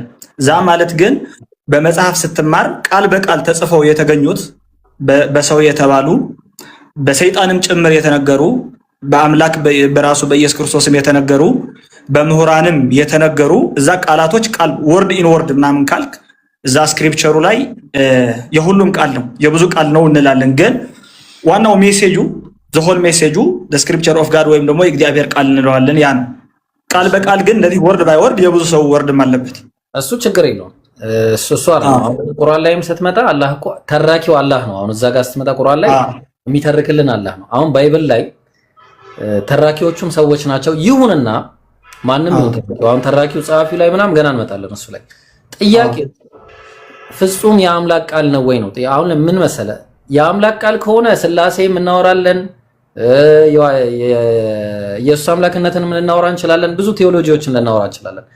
አሁን መጀመሪያ ቤዝመንቱ ግን ትልቁ ቤዝ ምንድነው? ባይብል ነው። ስለዚህ ባይብል ላይ ቆመን ነው ሁሉንም ነገር ልናወራ የምንችለው። ስለዚህ ባይብል ፍጹም ነው ወይ? ፍጹም ነው ወይ ስለ ኮንትራዲክተርስ በርሱ ያደርጋል ወይ? አንደኛ። ሁለተኛ እስቲ እዚህ ላይ እንጀምር። የአምላክ ቃል ኮንትራዲክት ያደርጋል እርስ በርሱ? አያደርግም። ኮንትራዲክሽን ካገኘን የአምላክ ቃል አይደለም በጅምላ ማለት ነው። እሺ በዚህ እንስማ። አይደለም ማለት ኮንትራዲክሽን ካገኘን አዎ የትርጉም ስህተት አለብን እኔ እናንተ፣ ወይም የትራንስሌሽን ወይም ትራንስክሪፕሽን ኦሪጂናል ላይ እሺ። አዎ ኢንፈለብል ነው ማለት የማይሳሳት ነው የአምላክ ቃል ነው ብለን እናምናለን። ራሱ እርስ በራሱ አይጣረስም እንላለን። በጣም ጥሩ። እሺ አንድ ጊዜ ኦኬ፣ አንድ ጊዜ ላውጣል። እኔ እንኳን ማውጣት አይመቸኝም። አሁን ይሄን ርዕስ እኔ መርጫለሁ። ኦኬ፣ እኔ ለማውጣት አይመቸኝ። ምን እናደርጋለን መሰለ ሳላ ወይ አነስ ሳላ ብዙ ሰዓት ነበር። እሺ ለአነስ እንስተው ጊዜው ወይስ ትቀጥላለህ አንተ ራስህ? አንድ ብቻ ልጠይቀውና እኔም እረፍት ምናምን ያደርጋለሁ። አይ መሄድ አይቻልም። መጨረሻ ላይ መልእክት አለኝ ለሺደን። ያው ትልቁ ላይ ሆነና ክፈት። ትልቁ ላይ ሆነና ክፈት። መጨረሻ ላይ መልእክት አለኝ። መልእክቱን እንትን እላችኋለሁ። እሺ ሳላ እሺ። ኮንትራዲክሽን መጽሐፍ ቅዱስን በተመለከተ እስቲ አንድ ላንሳልህና ከዛ በኋላ እስቲ ያለውን ሪያክት ታደርጋለህ አንተ። በዚህ ላይ ግን በደንብ መስማት አለብህ። በደንብ ስክሪን ያየ ነው እንትን ማለት ነው። እሺ ይታያል። እሺ ኢየሱስ ተሰቅለዋል። አኮርዲንግ ቱ ክርስቲያኒቲ ሲሰቀል ሁኔታው ይሄን ይመስላል። ኢየሱስ መሀል ላይ ሲሰቀል ካጠገቡ ሁለት ወንበዴዎች ነበሩ አይደለ? የሉቃስ ወንጌል ምዕራፍ 23 ከተሰቀሉት ከክፉ አድራጊዎቹም አንዱ አንተስ ክርስቶስ አይደለህምን? ራስህንም እኛንም አድን ብሎ ሰደበው ይላል። ከእርሱ ጋር ከተሰቀሉት ከክፉ አድራጊዎች አንዱ እንደው አንተ ክርስቶስ አይደለህም ወይ ራስህንም እኛንም አድን ብሎ ሰደበው ይላል። ስንቱን የሰደበው? አንዱ። ሁለተኛው ግን መልሶ አለ አንተ እንደዚህ ባለ ፍርድ ሳለ እግዚአብሔርን ከቶ አትፈራምን? ስላደረግነው ነገር የሚገባንን እንቀበላለንና በእኛስ እውነተኛ ፍርድ ነው፣ ይህ ግን ምንም ክፋት አላደረገም ብሎ ገሰጸው ይላል። ይሄኛው ግን እኛ እኮ የተሰቀልነው ስላደረግነው ክፋትና በደል ነው፣ ነገር ግን ይሄ ንጹህ ነው፣ ምንም ክፋት የለበትም ብሎ ገሰጸው ይላል አይደለ? ልክ ነኝ? ትክክል ነህ። ከዛ በኋላ ኢየሱስን ጌታ ሆይ በመንግስት በመጣ ጊዜ አስበኝ አለው። ይሄኛው ያልተሳደበው ማለት ነው አይደለ? በመንግስት በመጣ ጊዜ እንደው አስበኝ አለው። ክርስቶስ ምን አለው? እውነት እውነት እልሃለሁ ዛሬ ከኔ ጋር በገነት ትሆናለህ አለው። ይሄኛውን ያልተሳደበውን እውነት እውነት እልሃለሁ ዛሬ አንተ ከኔ ጋር በገነት ትሆናለህ ብሎ ተናገረ። ማጠቃለያ እነዚህ ወንበዴዎች ኃጢአተኛ ናቸው፣ መሀል ያለው ንጹህ ነው፣ ክፋት አላደረገም። ይሄኛው እስቲ አንተ የእግዚአብሔር ልጅ ከሆንክ ራስንም እኛንም አድን ብሎ ሲሰድበው፣ ይሄኛው ደግሞ ገሰጸው ይላል። ልክ ነኝ? እሺ ይሄንን ከተረዳን ራሱ ታሪክ የማቴዎስ ወንጌል ላይ አገኘን። የማቴዎስ ወንጌል ምዕራፍ 27 ቁጥር 42 ላይ ሌሎችን አዳነ፣ ራሱን ግን ማዳን አይችልም። እርሱ የእስራኤል ንጉሥ ከሆነ እስቲ አሁን ከመስቀል ይውረድ፣ እኛ የምንበንበት አሉ ጻፎችና ፈሪሳውያን። እርሱ በእግዚአብሔር ታምኗል፣ የእግዚአብሔር ልጅ ነኝ ብሏል። ስለዚህ እግዚአብሔር የሚወደው ከሆነ እስቲ አሁን ያድነው አሉ። እንዲሁም ከእርሱ ጋር የተሰቀሉት ወንበዴዎች ይሰድቡት ነበር ይላል። በሌላም ቦታ እርሱ መሲሁ የእስራኤል ንጉሥ ከሆነ እስቲ አሁን ከመስቀል ይውረድ፣ እኛም እኔና እንመንበት። እንዲሁም ከእርሱ ጋር የተሰቀሉት ወንበዴዎች ይሰድቡት ነበር ይላል። ጥያቄው ቅድም ሉቃስ ሲነግረን አንደኛው ተሳዳቢ ነበረ፣ ሁላችንም አድን ብሎ ሰደበው። አንደኛው ግን እሱ እኮ ምንም አላጠፋም እኛን ያጠፋ ነው ብሎ ይሄኛውን ገሰጸው። ሉቃስ እንዳለው፣ ማቴዎስ እንዳለው ደግሞ ሁለቱም ይሄኛውም ተሳዳቢ ነበር ይሄኛውም ተሳዳቢ ነበር ይላል። ከሁለቱ ትክክለኛ የትኛው ነው የሚለው ቀጥል። ኤግዛክትሊ። አይ ይሄ በእውነቱ ስለ ሽፍቶቹና ስለ አንተ የተናገርከውን ነገር ለማስተካከል ምናምን ሳይሆን ሳይድበሰበስ ቃል በቃላው ስታየው አሁን ይሄ ሁለቱም ተሳደቡ፣ አንዱ ተሳደበ ምናምን ልዩነት በጣም ያለው ነው የሚመስለው ቃል በቃል ስናነበው ትክክለኛ። ሉቃስ ምንድነው ሂስትሪውና ኮንቴክስቱ ላይ የነበረው ሁኔታ ላይ ጠለቅ ብሎ ገባ ነው ባጭሩ። በቃ ምንም አዲስ ነገር የለውም። ስለ ሁለቱም ሽፍቶች ዲቴይል ገብቶ እያወራ ነው። እዛ ጋር ግን ያ ማለት የተፈለገው ሚኒንግ ዋይዝ ልክ አንተም ገብተዋል እርግጠኛ ነኝ። ሽፍቶቹ ይሰድቡት ነበር ማለት ከነሱ አንዱ ብቻ ሰደበው ምናምን ሳይሆን ኢቭን የተሰቀሉትም ጭምር ኤንዶስ ማለት ሌሎቹን ኢንክሉሲቭ አድርጎ ምናምን ሲያወራ ነው ከሱ ጋር ከተሰቀሉት ጭምር ነው። ሶ በታሪኩ ይህ በአራቱም ወንጌላውያን ነው ምልክ ይህ በቀኙ የተሰቀለው ጥጦስ የሚባለው ሽፍታና ዳክርስ የሚባሉት ሁለት የግብጽ ሽፍቶች የነበሩት በዛን ታይም ጌታ ኢየሱስን በልጅነቱ ከእናቱ ከቅድስት ድንግል ማርያም ጋራ ሲሄድ ሽፍቶች የነበሩ ጀምሮ እስከዚህ እስከ 30 ምናምን ዓመቱ ሽፍቶች ሆነው የቀጠሉና የሽፍቶች አለቃ ደግሞ በርባን የሚባል ሰዎች እንደነበሩ ነው ታሪኩ የሚናገረው። ሶ እኔ ብየምልክ ሽፍቶቹ አወሰድበውታል። የሰደበው ሽፍታ በጥጦስ ማነው ዳክርስ የሚባል ሽፍታ እንደተሳደበና ያኛው ደግሞ እግዚአብሔርን ለምን አትፈራም ብሎ በዛን ጊዜ ንስሐ እንደገባ ያ ማለት ጸጸት እንደተሰማውና ኃጢአተኛም እንደሆነ ራሱን ሪፔንት እንዳደረገ እዛም ፊል እንዳደረገውና በዛ መስቀል ላይ ሆኖ ደግሞ እግዚአብሔር አምላክነቱን እንደመሰከረለት የሚነገር ነው። ስለዚህ ሞር ሉቃስ ዲቴይሊ የሁለቱም ሽፍቶች የነበረው ሲቹዌሽን አሳየን። ማቴዎስ ደግሞ ከሽፍቶቹ አንዱም ይሁን ሁለቱም ሽፍቶች ምናምን ለኛ እንደተረጎምነው ነው። ምክንያቱም ሁለቱም ሽፍቶች እንዳልተሳደቡ ሉቃስ ዲቴይሊ ገልጸዋል ብዬ እነግርሃለሁ ማለት የመልሱ እዛው ላይ ነው ያለው። ኦኬ አንተ ምንድነው ያልክ ያለው ሉቃስ ዲቴል ገብቶበት ነው ሞር የሁለቱም ወሬዎችንም ጭምር ጻፈ ነው። ሁለቱንም ያብራራ ነው ያልክ ያለው። ነገር ግን ፈጽሞ ስህተት ነው። ንስሐ ገብቷል የሚለውም የሚያስኬድ አይደለም። የቸርች ፋዘሮች አሉ የቤተክርስቲያን አባቶች አንተ እንዳልከው አይደለም ያብራሩት። ንስሐ ገብቶ ነው የሚሉት በጣም ስህተት ነው። ተአምራትን ካየ በኋላ አንዱ ንስሐ ገባ ይላሉ አይደለም። በሚያሳዝን መልኩ ለምሳሌ አሁን ቅዱስ ዮሐንስ አፈወርቅ ጆን ክርስቶስተምና ጄሮም ወይ ደግሞ ይሄኛውን አንዱን ላሳይ ይችላልው። ቅዱስ ዮሐንስ አፈወርቅ አሁን አንዱ ንስሐ ገብቶ ነው ብሎ የተናገረው መቼ አለ? አንዱ ንስሐ ያገባው እኮ ሁለቱም ተሳድቦ አንዱ ንስሐ ያገባው ተአምራትን ሲያይ ነው። መሬት ስትንቀጠቀጥ ማጋራጆ ሲቀደድ ፀሐዩ ሲጨልም አየና ይሄማ ከባድ ሰው ቢሆን ብሎ ንስሐ ገባ ብሎ ነው ያብራራው። ነገር ግን አይደለም ነው። እንዴት ነው የምናውቀው እንደዛ እንዳልሆነ? ያንተ ማብራሪያ የቅዱስ ዮሐንስ አፈወርቅ ማብራሪያ ልክ አይደለም። ምክንያቱም ይሄ ሰው ንስሐ ያገባው ወይ ደግሞ አንተ እንዳልከው ስድብን መሳደብ እንትን የተወው እንግዲህ በእናንተ ንግግር መሰረት ተአምራት ሲፈጠር ነው። ደነገጠ በቃ ያን ነገር ሲያይ ከዛ ስድቡን አፉን ምላሱን ሰባሰበ ነው ያላችሁት አይደለም። ከዛ በፊትም ምንም ነገር ሳይፈጠር በፊትም ሰውየው ተሳዳቢ አልነበረም። ምንድነው እንዴት ነው የምናውቀው የሚለውን ይኸውልህ አሳየን። ከተሰቀሉ ከክፉ አድራጊዎቹ አንዱ አንተስ ክርስቶስ አይደለህምን? ራስንም እኛንም አድን ብሎ ሰደበው ይላል። ሁለተኛው ግን መልሶ አንተ እንደዚህ ባለ ፍርድ ሳለ እግዚአብሔርን ከቶ አትፈራው ምን አለ? ጭራሽ በዚህ ሰዓት እግዚአብሔርን የሚፈራ ሰው ነበረ። እግዚአብሔርን አትፈራው ምን አለ? እግዚአብሔርን ይፈራል ሰውየው። አንደኛው ይሄኛው ማለት ነው። ከዛ ስላደረግነው ነገር የሚገባንን እንቀበላለን፣ በእኛ እውነተኛ ፍርድ ነው። ይህ ግን ምንም ክፋት አላደረገም ብሎ ገሰጸው። እስቲ ይሄ ሰውዬ ገሳጭ ነው፣ ተሳዳቢ አይደለም።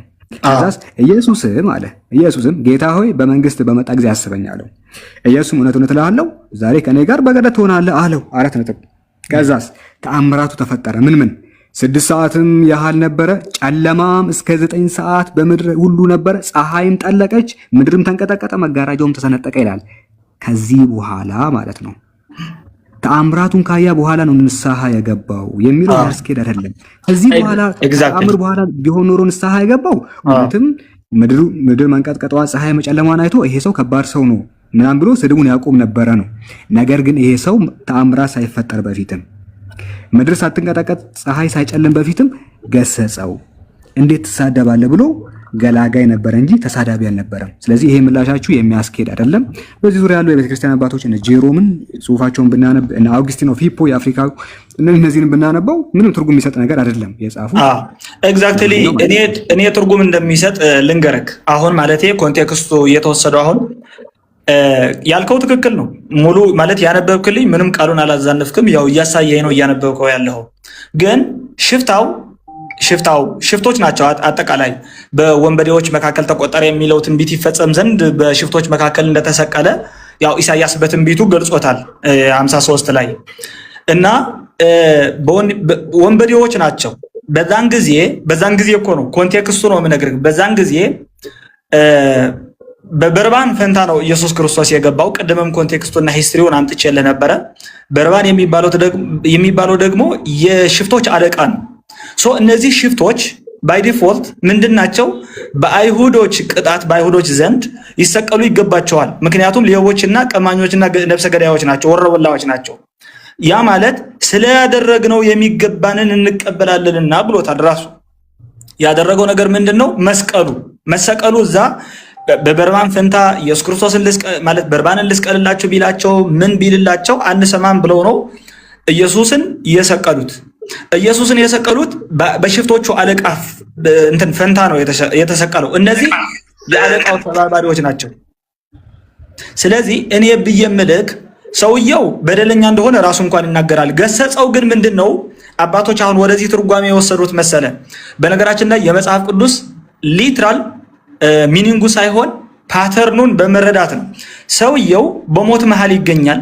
ያ ማለት ልብ በል ተሰቅሎ ነው ያለው፣ መስቀል ላይ ነው ያለው። አንድ ሰው ከነሞ ለምሳሌ ሆስፒታል ላይ የገባ ዘመዳችን በሞት አፋፍ ላይ የሚገኝ ዘመድ እየሞትኩኝ ነውና ውርሴን ለእንትና ማለት የእንትና ኃጢአት ምናምን የበደልኩትን እንትናን ይቅር በሉልኝ የሚልበት ሰዓት እንኳን ጣረ ሞት ላይ ሆኖ ወይም ችግር ላይ ሆኖ እንደዚህ አይነት ወሬዎችን አያወራም።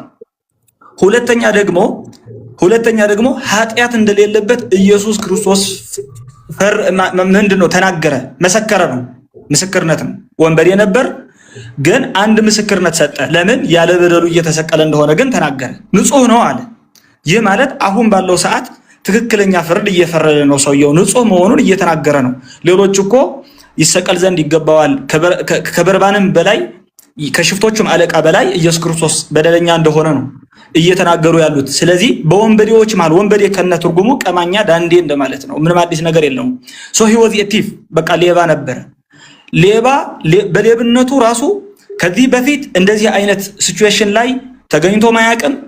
ማለት እኔ እስከማውቀው ድረስ ይሄ ሽፍታ ጥጦስ የሚባለው በስሙ አባቶች የሚናገሩት ጥጦስ የሚባለው ሽፍታ በሌብነቱ ተሰቅሏል። ከዚህ በፊት ሞት ተፈርዶበት ነበር ምናምን ንስሐ ገብቶ ነበር ወይም ደግሞ እግዚአብሔርን ያውቅ ነበር አይባልም። ምክንያቱም ሐዋርያቶቹ ሌሎቹ ተከታዮቹ ጥለው በሮጡ ጊዜ መስቀል ላይ ያለ አንድ ሰው ነው።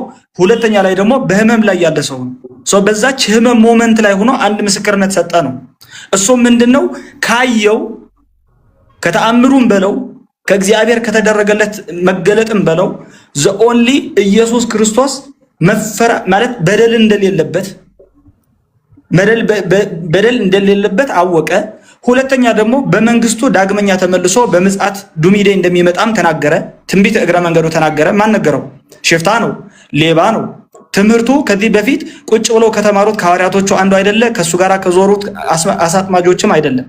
ይህ ሰውዬ በዛን ሞመንት ያሳየው ንግግር ራሱ ለሌሎች በመከራ ሆነው እንኳን ራሱ ሰዎች ተስፋ የሚሆናቸው እንደሆነ የሚያሳይ ስለሆነ ነው። በዚህ ደረጃ ሰውየው ንስሐ ገብቷል ብለው የተናገሩት። በደሉን አመነ ነው ባጭሩ። በደሉ አመነ። ሽፍታ ነኛል በቃ በጌታ ፊት ለዛውም ማለት ነው። እሺ አንተ ያልክ ያለው ሁለት ፖይንቶች ነው ያነሳው። አይ ቲንክ ሶስተኛ አይደለም። የመጀመሪያው ወንበዴ ነበር አልክ። ግልጽ ነው ወንበዴ ነበረ። ወንበዴ መሆኑ ግን እንግዲህ በሪል ላይፉ መስቀል ላይ ከመሰቀሉ በፊት ሌባ ሊሆን ይችላል። እንግዲህ የራሱ ብዙ ኃጢአቶች ያሉበት ወንበዴ ነው። ይሄ አያከራክረንም። ወንበዴ መሆኑ ግን እዚህ መስቀል ላይ ከወጣ በኋላ ተሳዳቢ ነው የሚለው ነገር አያመላክትም። አልነበረም፣ ተሳዳቢ አልነበረም። ኦኬ ወንበዴ ነበረ ወይ ሊሰርቅ ይችላል፣ ብዙ ሰው ሊመታ ሊደበድብ ይችላል። ይሄ የሱ ግብር ነው፣ ስራው ነው። ይሄ ማለት ግን ኢየሱስን እዚህ መስቀል ላይ ወጥቶ ተሳድቦታል የሚለውን ነገር የሚያመላክት አይደለም። ምክንያቱም አንደኛው በስራው ወንበዴ ነው። እዚህ መስቀል ላይ ከመጣ በኋላ ግን ወይ ደግሞ እዚህ መስቀል ላይ ከተሰቀለ በኋላ አንዳች ክፉ ቃል አልወጣውም። እሱ አንድም ክፉ ነገር አልተናገረም። ተአምራትን ካየ በኋላ ነው ንስሐ የገባው የሚለው ነገር እንደማያስኬድ ቅድም ተናግሬያለሁ። ምክንያቱም እንዲህ ያለ ንጹህ ነገር የተናገረው ኢየሱስን እኮ ንጹህ ነው ያለው። ይሄው ስላደረግነው የሚገባን እንቀበላለን፣ ስለኛ እውነተኛ ፍርድ ነው። ይህ ግን ምንም አላደረገም ማለት ቢማና ንጹህ ነው ምናምን ብሎ ተናገረ።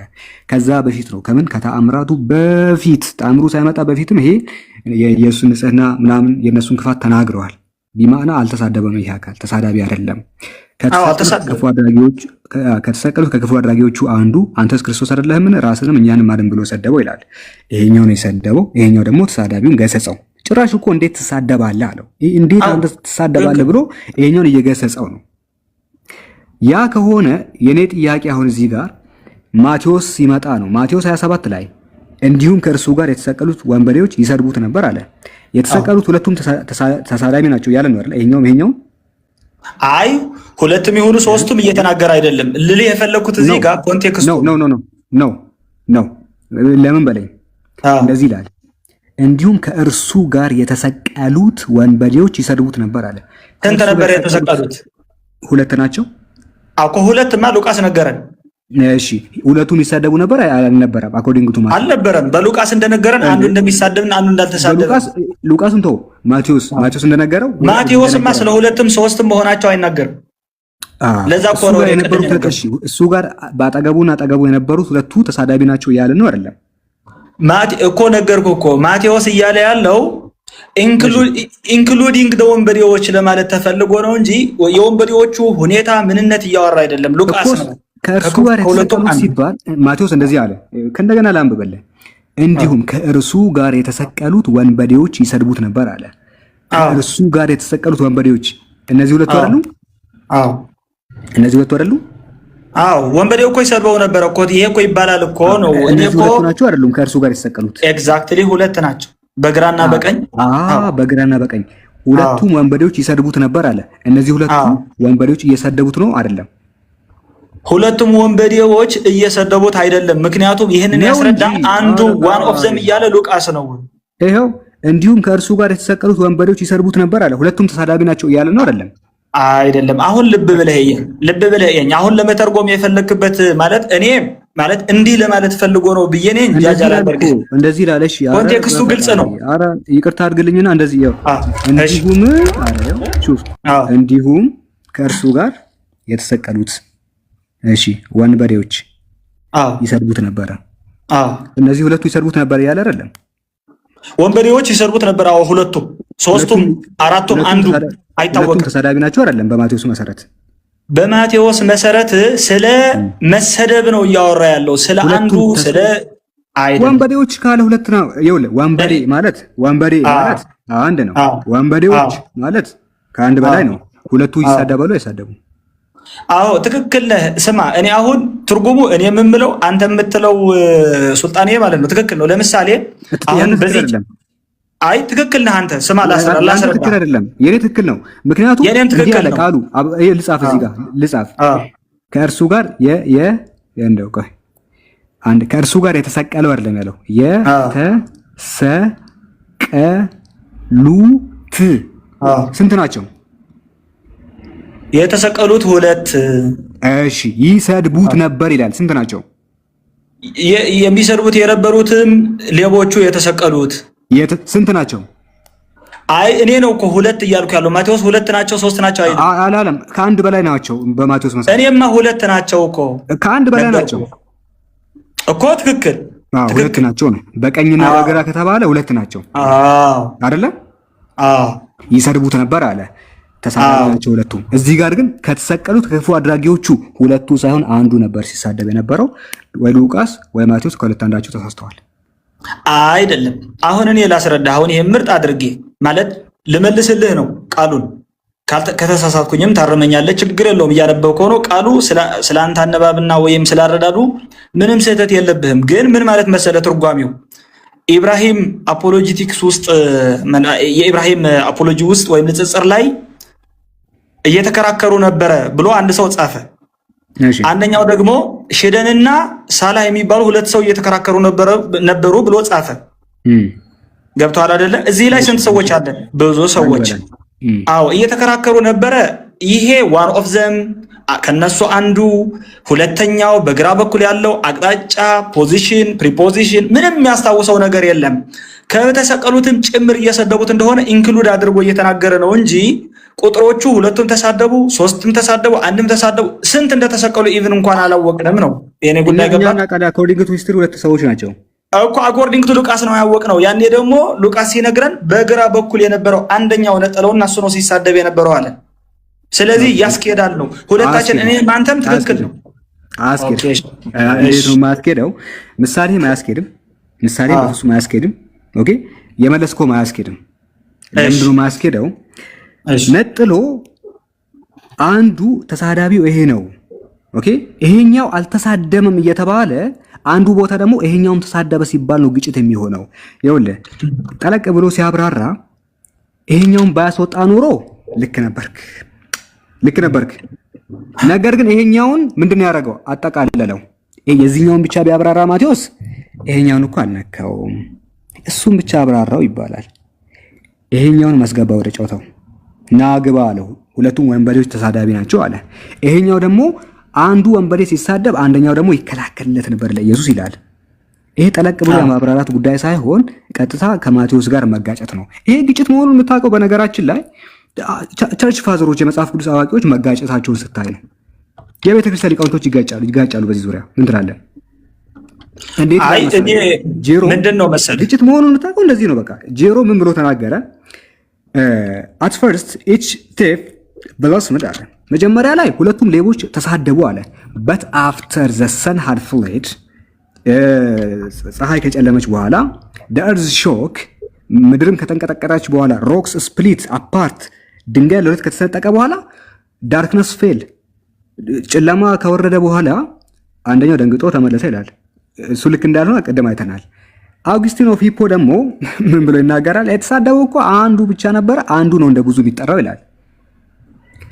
አንዱ ሰው እንደ ብዙ ይጠራል፣ አንድ ሰው ከአንድ በላይ እንደሆነ አድርጎ ተጠርቶ ነው ብሎ ይናገራል። አንደኛው ግን ሁለቱም ይሳደባሉ ይላል። አንደኛው ተሳድቦ ሳይሆን አንዱ ሰውዬ ብቻው ሲሳደብ ብቻውን የተሳደበውን ሰውዬ አንዳንዴ አያቴ ቤት ሲመጡ አያቴ ተቀመጡ፣ አያቴ እጃችሁን ታጠቡ፣ አያቴ ብሉ ብለህ አንዱን እንደ ብዙ ትጠራለህ አይደል? አንዱ እንደ ብዙ ፑለር ኦፍ ማጀስቲ ይባላል። አዎ ይሄ ፑለር ኦፍ ማጀስቲ ወይም ሎያሊቲ ማክበር ሮያሊቲ። ይሄ አሁን አውግስቲን ኦፍ ሂፖ ሮያሊቲ ብሎ የተናገረው አንዱ አልተሳደበም። አይ ጭራሽ በፍጹም አይደለም። በነገራችን ላይ ይሄ ግን እንደዛ ነው ያለው ሂፖ አውግስቲኖስ እንደዛ ነው ያለው። አይ እኔ በነገራችን ላይ he used the plural for the singular አለ እኮ ፕሉራል እኔ ያልኩህ ግን ከሊትሬቸር አንፃር ምንድነው ያወራሁት? አዎ እኔ ምናልባት እኔ ያወራሁት ምን መሰለህ ሳልማኒ ወይ ሳላህ ይቅርታ ሳላነ እኔ ያወራሁት ኢንክሉሲቭነስ ነው። ለምሳሌ በነገራችን ላይ እኔ ስማር እንደሰማሁትም እንደተማርኩትም ከሆነ ስለ ልደት ሲሆን ወይም ስለ ልደቱ ወይም ስለ ትውልዱ ጠለቅ ብሎ ስለ ብስራቱ ስለምናምን ሲሆን ሉቃስ ስለ ወንጌላውያኖቹ ራሱ የጻፉት ኤግዛክትሊ ወርድ ባይ ወርድ ኮምፔር ስታደርጋቸው አሉ ሞር ኢን ዲቴይል የገቡ አሉ። ለምሳሌ ስለ መስቀሉ ስለ ስቅለቱ ምናምን ሲሆን ጆን ወይም ዮሐንስ የጻፉት በወንጌል ላይ ሞር ክሎዝ ማለት ሞር ዲቴይል ነው። እኔ ግን ምንድነው ያልኩት መሰለህ ቅድም የነገርኩህ ነው። ኤግዛምፕሉ ከሽፍቶቹ አንዱ ብሎ ያስረዳኝ ሰው በየትኛው በኩል እንደነበረ ዋን ኦፍ ዘም ብሎ ስፔሲፋይ አድርጎ የገለጸልኝን ሰውና ሽፍቶቹ ይሰድቡት ነበረ ብሎ የተናገረ ቁጥሮቹ ሽፍቶቹ ይሰድቡት ነበረ ምንም ምንድነው የሚባለው ቃላቶቹ 3 ሽፍታ የሚሆን 1 ሽፍታ የሚሆኑ ስንት ሽፍቶች እንደሚሰድቡት አይታወቅም። ይህን ያወቅ ነው ቅድም እንዳልከኝ ሁለት መሆናቸው በግራ በቀኝ ሉቃስ ነው የተናገረው። እሱ ደግሞ ስፔሲፋይ አድርጎ ዋን ኦፍ ዘም ወዝ ራይት ምክንያቱም በደለኛ እንደሆነ አምኗል፣ ተጸጽቷል። ማለት እኔ ይገባኛል መሰቀሉ ለኔ ይገባል ለሱ ነው እንጂ የማይገባ ብሎ አመነ። ይህ ጥፋተኛ መሆን አመነ፣ ሪፔንት አድርጓል ያልኩ በዚህ ቃል ነው ወይም ንስሐ ተጸጽቷል ያልኩ። ሁለተኛ ደግሞ የነበረበት ሰደብ ነበር ሺደን እሱ ሪፔንተንስ አይደለም። ሉቃስ ወንጌል ምዕራፍ ስንት ላይ ሪፔንተንስ አይደለም እሱ አይ አይደለም የሚገኘው ሪፔንተንስ አይደለም ነው አይደለም። ምን መሰለህ መጀመሪያ ላይ መች ተሳደበ ነው ሪፔንት የሚያደርገው። ኤግዛክትሊ መች ተሳደበ ኤግዛክትሊ ከወንበዴዎች መሃል ተቆጠረ የሚለው ትንቢት ይፈጸም ዘንድ በሽፍቶች መሃል ተሰቀለ ነው ትንቢቱ። ወንበዴዎቹ እኮ ሽፍቶቹ ሌባ ሊሆን ይችላል። ኢየሱስን መች ሰደበና ነው ሪፔንት እኮ ኢየሱስ ክርስቶስም እኮ ያሰቀለው ኢየሱስ ክርስቶስም እኮ የሽፍቶቹ አለቃ በሆነው በበርባን ፈንታ አይደለም የተሰቀለው አይደለም። አሁን ምን መሰለህ ይሄ ሌብነቱ ሽፍታነቱ ይጨርሳል ከእግዚአብሔር ጋር። ግን ኢየሱስን መች ተሳደበና ነው ሪፔንት የሚያደርገው? ኤግዛክትሊ ስለ ኢየሱስ እኮ አላወራሁም፣ ስለ በደሉ ነው ያወራው። ኦኬ ሌላ አሁን እሱ እኔ እኮ ስለ ሌላኛው በደል አይደለም። ሰውየው እኮ ዝሙት አድርጎ ሊሆን ይችላል፣ እሱ አይመለከተንም። አዎ ስለ በደሉ ራሱ መሰቀሉ እንደሚገባው ማመኑ ነው ያልኩህ። ቆይ ሁለተኛ ደግሞ እሱ ስራው ችግር የለውም። ሌባም ሽፍታም ይሆናል ነው ሊሆን ይችላል። እሱን ተው ችግር የለውም። አሁን ኢየሱስን መሳደቡ ላይ ሪፔንት አድርጓል ይሰው አይደለም አላለም አይልም። እኔ ተሳድቤው ነበርና ቀይሬዋለሁ አይልም። ስድቦ አይደለም። እነ ዮሐንስ አፈወርቅ እንደዛ ነው ያሉት። ውሸት ነው ንግግሩ። አይደለም። እኔ ደግሞ በደሉን አመነ ነው ያልኩህ። በደለኛ መሆኑና መስቀሉ እንደሚገባው ያምናል። ዮሐንስ አፈወርቅና ጄሮም እንደዛ ነው ያሉት ነው የምልህ። አሁን ማስኬደውን እኮ አሁን ለምሳሌ እኔ እሱን ጠለቅ ብዬ አነባዋለሁ። ይሄ አባቶች ትምህርት የሚባለው አሁን ይሄ እሺ፣ አዎ ይሄንን ብዬ ያልኩህ ግን ይሄ ምንድነው ያልኩህ? በአጠቃላይ ሉቃስ በሉቃስ የተጻፈው ስለ ሽፍታው ሁኔታ በማቴዎስ የተጻፈው ስለ ሽፍታው ሁኔታ ይለያያሉ ልልህ ፈልጌ ነው። ኤግዛክትሊ አንተ አሁን ገብቶሃል፣ ሚኒንጉ ይገባሃል ብዬ ነው ማስበው። የኔ ያክል እኔ እንኳን ገብቶኛል። ይቅርና አንተ በደንብ እንትን ያልከው ስለ ሳሊቬሽኑ ስለ መዳኑ ስለ ማለት ምንድነው የሚባለው ሽፍታው ከዛ በዛች መሃል ሞመንት ሆኖ ስለማመኑ ሉቃስ በጥልቀት እያብራራ ነው። ማቴዎስ ደግሞ ስለመሰደቡ ጌታን ስለመስደባቸው ነው እያወራና ስፔሲፋይ ስላላደረገ ነው። ይሄ ለመረዳት ትክክል ነው። ስንት ሽፍቶች ነበሩ ብለህ ካወቅ ሁለቱም አልተሳደቡም ከተባልክ በቃ አንዱ ቦታ አልተሳደበም፣ አንዱ ቦታ ተሳደበ። እንደዛ ነው እኔ የተረዳሁት። መጽሐፉም እንደዛ ነው። ለዛ ነው አባቶችም የሚለያዩት። የቃሉ አባቶች የተለያዩት ለዛ ነው።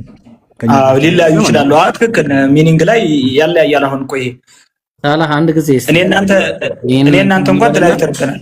ኢዳኒ አንድ ጊዜ በቃ ነስ አቤት ይሄንን ለታዳሚን ተውና ኦብቪየስሊ ነበረ። ግን እስቲ አንድ ነገር ላሳየ። ያው ግጭት ነው እንዳልነው ቅድም። እስቲ መጽሐፈ መሳፍንት ሁለተኛ ዜና ምዕራፍ 22 ቁጥር 1 እና 2 ላይ እንግባ እስቲ በደንብ። እሺ አንድ ጊዜ ኢዮራም ልጅ አካዝያስ ነገሰ ይላል። የኢዮራም ልጅ አካዝያስ ነገሰ። ተራ በተራ ሁሉም ያሳያሉ። እሺ ኢንሻአላህ። አካዝያስ መንገስ በጀመረ ጊዜ እድሜው 42 ዓመት ነበር አለ። ስንት ዓመት? 42 ዓመት ነበር። ጥሩ። ከዛ በኢየሩሳሌምም ስንት ዓመት ነገሰ? አንድ ዓመት ነገሰ።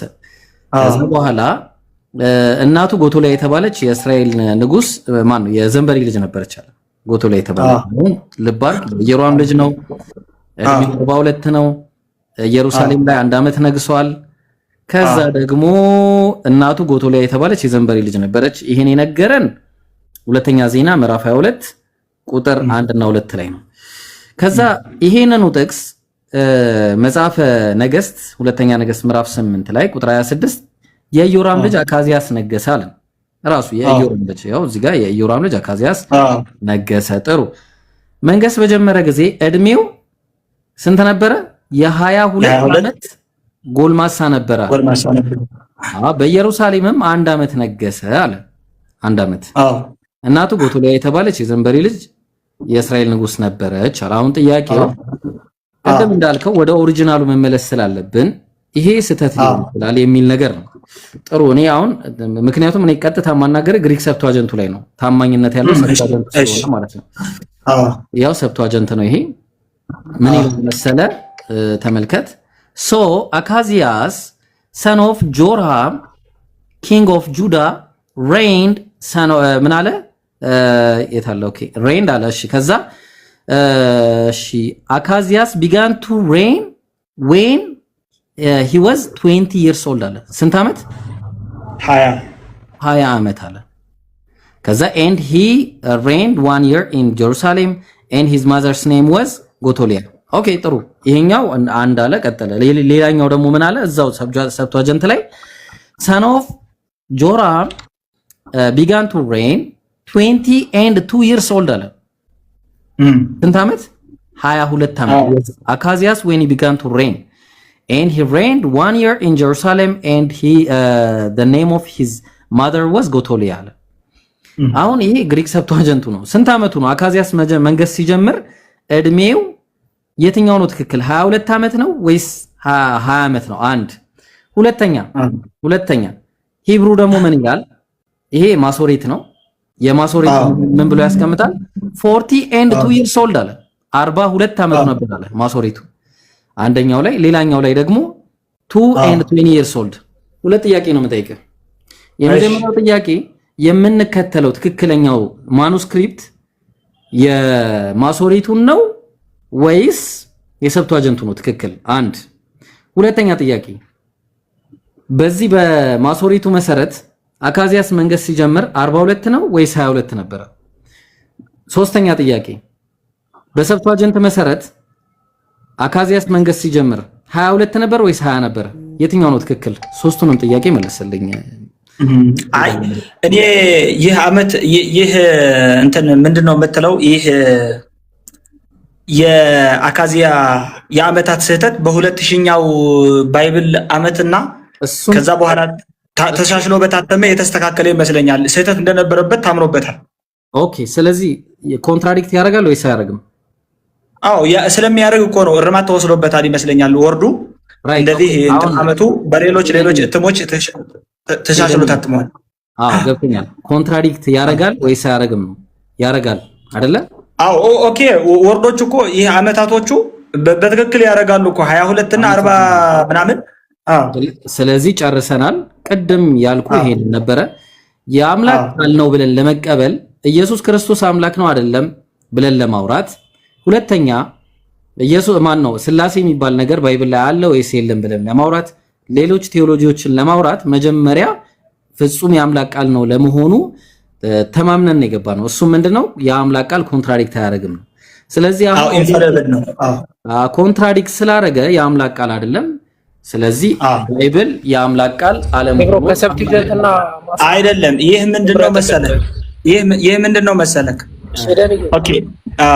ኦኬ እሺ፣ ወደ መልስ ከመሄድ በፊት ከሰብቲጀንት እና ከማሶሬቲክ ቴክስት የትኛው ነው ሪሌብል ወይም ደግሞ ለናንተ ሶርስ ተደርጎ የሚወሰደው የትኛው ነው? እሱን አልመለስከውም። እሱን ጥያቄ አይ እኔ ሶርስ ነው ብዬ የምጠራው እንኳን በመጽሐፍ ቅዱስ ዙሪያ ላይ እውነቱን ስነግርክ አሁን የግዕዝም ትንሽ እውቀት ስላለችኝ የመጀመሪያው ትራንስሌት የተደረገው የግብፅና የኢትዮጵያ ግዕዙ ባይብል ስለሆኑ መጽሐፍ ቅዱስ እነሱ ናቸው እኔ ኦቶሪቲ እንትን አልቲሜት ኦቶሪቲ ያላቸው ብዬ የምጠራቸው እኔ። እንደዛ አይደለም ጥያቄው። አንደርስታንድ አላወጣም። ይኸውልህ ጥያቄው እነዚህ ግዕዞቹ የተደረጉት ወይ ከሰብቷጀንት ነው ወይ ከማሶሬት ነው። ምክንያቱም ማሶሬቱ ዕብራይስጥኛ ነው። ያኛው ደግሞ ሰብቷጀንት ግሪክ ነው። ሁለቱም ማኑስክሪፕቶች ናቸው። ስለዚህ ከሁለቱ ማኑስክሪፕቶች የትኛው ነው ተቀባይነት ያለው? አንደኛው መጣል አለብን ግዴታ። ወይ አሁን የኦርቶዶክስ ቤተክርስቲያን ይህንን አርማ ስትመጣ ያረመችው በማን መሰረት መሰለ? በማሶሬት ማሶሬቱን አይታ ነው። ማሶሬቱ 42 ይላል። ስለዚህ ሮንግ ነው ብላ አሻሻለችው ራሱ 22 ብላ ማለት ነው። ማሶሬቱን ነው የምትከተለው። ስለዚህ አሁን ማሶሬቱ ስህተት አለበት ማለት ፋለብል ነው ማለት ነው። ያ ማለት ደግሞ ምንድነው? የአምላክ ቃል አይደለም ማለት። ሁለተኛ ሰብቷጀንቱ ደግሞ 22 ነው የሚለው 20 እና 22 ነው የሚለው 42 በማለት ፋንታ። ስለዚህ ከሁለቱ ማኑስክሪፕቶች የትኛውን ነው አንተ የምትቀበለው? መጀመሪያ ማኑስክሪፕቱን ለይልን። ኤግዛክትሊ አሁን አይ በመጀመሪያው ቃልህ ሁሉም ተስማምቻለሁ በሐሳቦች እውነቱን ስነግርህ። ምንድነው ግን ወደ ኮንሴፕቱ ስመጣለህ ወደ ማጠቃለያው ሐሳብ ምናምን ስመጣለህ ወርድ ባይ ወርድ ቀድም መጀመሪያም ስገባ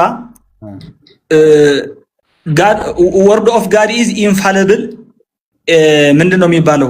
ይህ እግዚአብሔር የተናገረው ሰዎች በትክክለኛው መንገድ ጽፈውት በትክክለኛ መንገድ ሲያስተላልፉት ነው ኢንፋሊብል የሚሆነው። ሰዎች የራሳቸውን ወሬ ሲያስገቡበትና ሲጽፉት ስህተት ይፈጠራል። በዚህ ላይ ምንም ጥርጥር የለኝም። ማለት እግዚአብሔር ወርድ ባይ ወርድ ነው ማለት ነው ባጭሩ።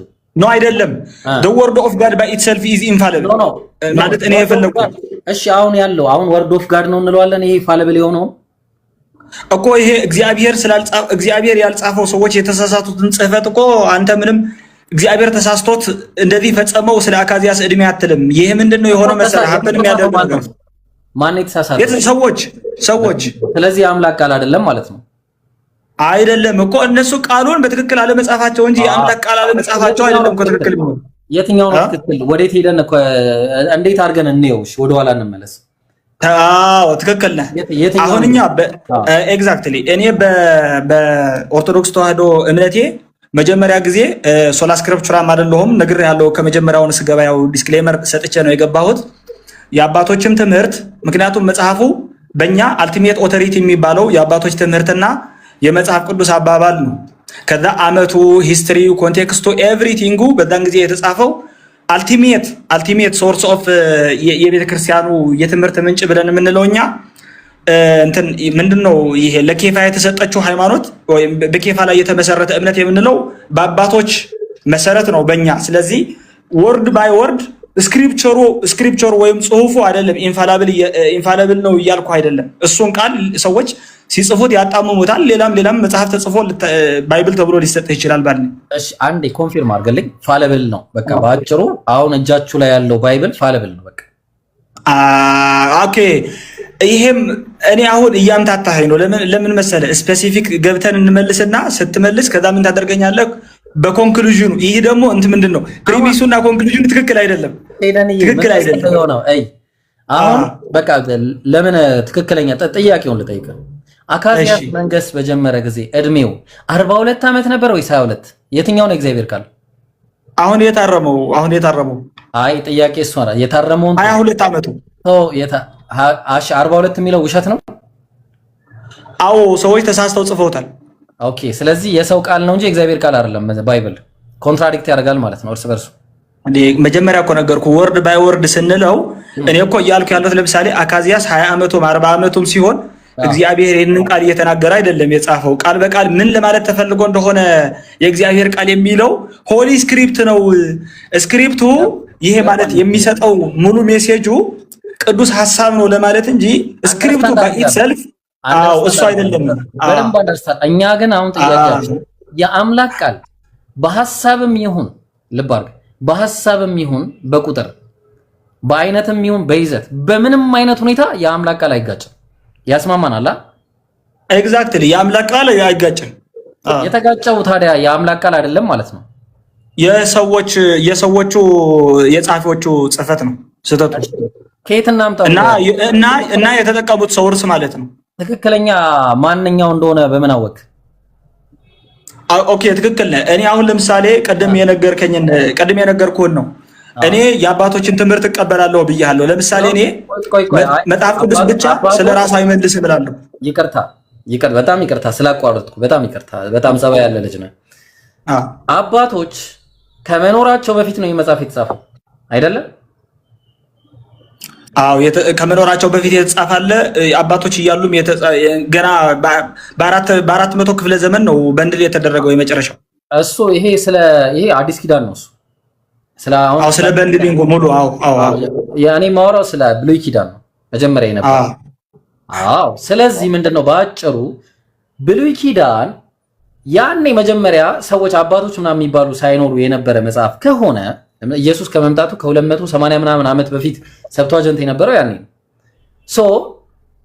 ይሄ መጽሐፍ እውነተኛ ትክክለኛ ሂስትሪ እንደዘገበልን ለማወቅ የትኛውን መጽሐፍ ትሬስ ባክ አድርገን ያወቀው?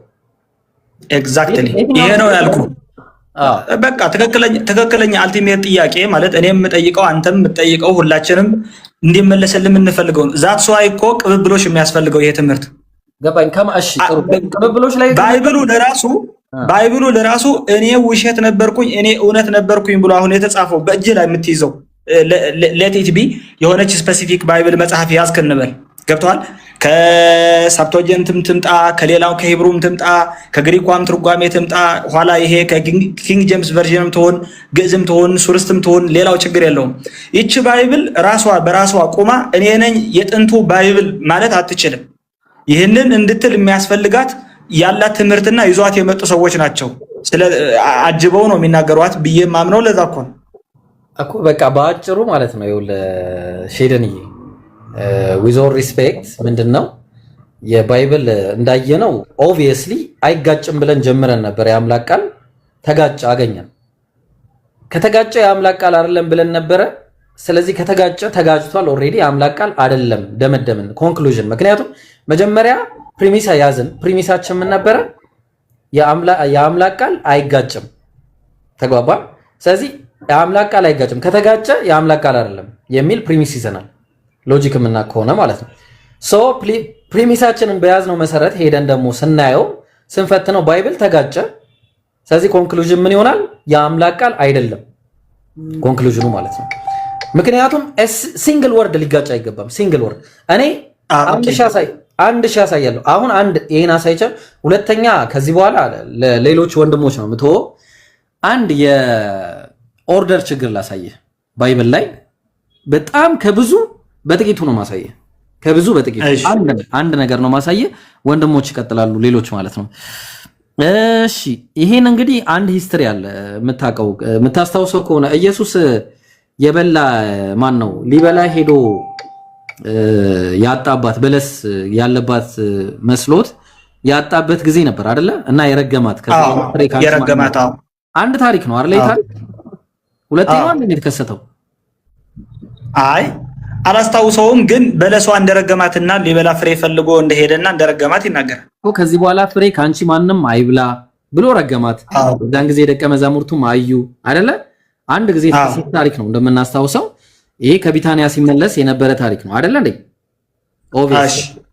በማርቆስ መሰረት ማርቆስ 11 ላይ 11 ከ11 እንጀምርና ኢየሱስም ማለት ወደ ኢየሩሳሌም ወደ መቅደስ ገባ። መጀመሪያ ኢየሩሳሌም ነበረ፣ መቅደስ ገባ። ዘወርም ብሎ ሁሉን ከተመለከተ በኋላ ጊዜው መሽቶ ስለነበረ፣ ጊዜው ምን ነበረ? መሽቶ ስለነበረ ጥሩ ከ12ቱ ጋር ወዴት ወጣ? ወደ ቢታንያ ወጣ። ልብ አድርግ፣ መጀመሪያ መሽቶ ነበረ፣ እዛ ኢየሩሳሌም ነበረ፣ ቢታንያ ወጡ። ከዛ በኋላ በማግስቱም ከቢታንያ ሲወጡ ተራበ። ከቢታንያ ሲወጡ ተራበ። ጥሩ ቅጠልም ያለባት በለስ ከሩቅ አይቶ ምናልባት አንዳች ይገኝባት እንደሆነ ብሎ መጣ።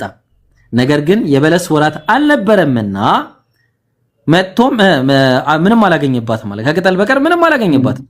የዛን ጊዜ መልሶም ከአሁን ጀምሮ ለዘላለም ፍሬ ከአንቺ ማንም አይብላላት። ደቀ መዛሙርቱም ሰሙ። አሁን ቁም ነገሩን እዚህ ጋር ወደ ኢየሩሳሌም መጡ። መጀመሪያ ኢየሩሳሌም ነበረ። ከኢየሩሳሌም ሲመሽ ወደ ቢታንያ ወጡ። ከቢታንያ ሲመለስ ጠዋት ማለዳ ላይ ተራበ። ከዛ ያችን በለስ አየ። ከዛ በኋላ ወደ ኢየሩሳሌም መጣ። ኢየሩሳሌም መጣ፣ ወደ መቅደስም ገባ። በመቅደስም የሚሸጡትና የሚገዙትን ያወጣ ጀመረ። የገንዘብ ለዋጮችንም ገበታዎችን፣ የእርግብ ሻጮችንም ወንበር ገለበጣል። ስለዚህ ኦርደሩን ያዝልኝ። መጀመሪያ ምን ነበረ? ኢየሩሳሌም ነበር። ከኢየሩሳሌም ሲመሽ ወደ ቢታንያ ወጣ። ከቢታንያ ከዛ በማለዳ ቢታንያ ካደረ በኋላ ራበው። ቅጠል ያለባት ምናምን አንድ ነገር ይገኝባት እንደሆነ ረገማት። ከዛ በኋላ ወደ ኢየሩሳሌም መጣ። ቤተ መቅደሱን አጸዳ፣ ገለበጠ ማለት ነው ወንበራቸውን። ጥሩ ይሄን የነገረን ማርቆስ ነው። ልብ አድርግ፣ ይሄን የነገረን ማርቆስ ነው። ማቴዎስ ደግሞ ምንድነው የሚነግረን? ማቴዎስ ወንጌል ምዕራፍ 21 ላይ ቁጥር 12 ላይ ሲጀምር ገና ከየት እንደሚጀምረው ኢየሱስም ወደ መቅደስ ገባ። ገና ሲጀመር ወደ መቅደስ ነው የገባው ኢየሩሳሌም። በመቅደስም የሚሸጡትና የሚገዙትን ሁሉ አወጣ። የገንዘብ ለዋጮችንም ገበታ፣ የእርግብ ሻጮችንም ወንበር ገለበጠ። ከዚህ ነው የጀመረው። ልብ አድርግ፣ ከታችኛው ታሪክ ነው የጀመረው። ቀጠለ። እዚህ ጋር መጣና ታሪኩ ያው ረዘም ስለሚል አንተ ማየት ትችላለህ። እነዚህም የሚሉትን ትሰማለህ አሉት። ኢየሱስም እሰማለሁ፣ ከሕፃናት ከሚጠቡት አፍ ምስጋናን ለራስህ አዘጋጀ የሚለው ቃል ከቶ አልሰማችሁም? ምን አላቸው። ቀጠለና ትቷቸውም ከከተማ ወደ በኋላ ማለት ነው ወደ ቢታንያ ወጣ፣ በዚያም አደረ። ቢታንያ ከዛስ በማለዳም ወደ ከተማ ሲመለስ ተራበ። ማለዳ ላይ ሲመለስ ተራበ። ከዛ በኋላ በመንገድም አጠገብ በለስ አይቶ ወደ እርሷ መጣ። ከቅጠልም በቀር ብቻ ምንም አላገኘባትም። ለዘላለሙ ፍሬ ካንቺ ማንም አይብላላት። በለሲቱም ያን ጊዜ ደረቀች። ደቀ መዛሙርቱም ይህንን አይተው በለሲቱ ያን ጊዜ እንዴትም ደረቀች ብለው ተደነቁ አለ። ጥያቄው ይሄ እንትን ኮዴክስ ሳይናቲከስ ላይም እንደዚሁ ነው ያለው። ያው ሳይናቲከስ ላይም ማሳየት እችላለሁ። ስለዚህ አሁን ምንድነው ጥያቄው? የኦርደር ትልቅ ችግር አለ። ኢየሱስ ክርስቶስ ይሄንን ተአምር የሰራው አንድ ጊዜ ነው። እቺ የበለሷን ጉዳይ የሰራው ያንን ሲሰራ መጀመሪያ ቤተ መቅደሱን ካጸዳ በኋላ ነው ወደ ቢታንያ ሄዶ ይሄንን ነገር ወደ ቢታንያ ሄዶ ሲመሽ ከቢታንያ ሲመለስ ተርቦ በልቶ ከዛ በኋላ ነው ወደ ኢየሩሳሌም መጥቶ ቤተ መቅደሱን ያጸዳው? ወይስ መጀመሪያ ቤተ መቅደሱን አጽድቶ ከዛ ሲመሽ ወደ ቢታንያ ወጥቶ ከዛ በኋላ ረግሟት ነው እንደገና ወደ ቢታንያ የመጣው ወደ ኢየሩሳሌም የመጣው? የትኛው ነው ትክክለኛው ሂስትሪ? ትክክለኛው ሂስትሪ የዘገበልን ማቴዎስ ነው ወይስ ማርቆስ ነው? የትኛው ነው ኦርደሩ ትክክል? የትኛው ኦርደር ነው ትክክል? የትኛው እኔ እውነቱን ስነግርህ የነሱን ኦርደር በትክክል አላቃቸውም። ኦርደራቸውን በትክክል አላቅም። አሁን ይሄ የበለሲቷ መረገም ታሪኩን ብቻ ነው የማውቀው። በለሲቷ የሆነ የራሷ ሚኒንግ ምናምን ስለሰማሁላት በዛኛው ትርጉም ላይ አውቃታለሁ። ወደ ቢታንያ እንደወጣ ከዛ በኋላ የጠዋቱ ሰዓት ነው ትክክለኛው የሚመስለኝ። እኔ ጠዋቱ ወደ ቢታንያ የገባበት ታይም ለምን ብትለኝ ከዛ በኋላ ሆሳዕና ብሎ ወደ ደብረ ዘይት ምናምን የሆሳዕና ህፃናቶች እንዲያመሰግኑ ምናምን ፈቅዶ የለ በቀኑ። አዎ፣ ስለዚህ አንደኛው ታሪክ ስህተት ነው ማለት ነው። አንደኛው ኦርደር ስህተት ነው። ኦብቪየስሊ ግዴታ ሁለቱም ትክክል አይሆንም። አንዱ ስህተት፣ የትኛው ነው ስህተት? እኔ በእነሱ ላይ ብዙም እንትን የለኝም። በእነዚህ ላይ መሰለኝ ብዬ ላወራ ምናምን ሳይሆን ሞር ጊዜ ከሰጠኝ እነሱን በትክክሉ አነባቸዋለሁ ሁለቱንም ታይማቸው። ወይም ደግሞ ለምሳሌ አንደኛው ታሪክ የጀመረው ትናንትና ጀምሮ ከዛ በኋላ ሶስተኛ ቀን እየሄደ ነው ወይስ አንደኛው ቀን ጀምሮ ወደ ሁለተኛው ቀን እየሄደ ነው አላውቀው። ይኸው በአጭሩ እኔ አሁን ወደ ለወንድሞች ልለቅ ስለሆነ በአጭሩ ማለት ነው። መጀመሪያ ኢየሩሳሌም ነበረ ኢየሱስ በማርቆስ መሰረት። ከዛ ከኢየሩሳሌም ሲመሽ ወደ ቢታንያ ሄደ። ቢታንያ በማግስቱ ቢታንያ አድረው ተራበ። ከዛ በለስ ያለባት ቅጠል አየ። ከዛ በኋላ ከቅጠል በቀል ምንም አላገኘባትም። ወዲያውኑ በቃ ረገማት፣ ደረቀች።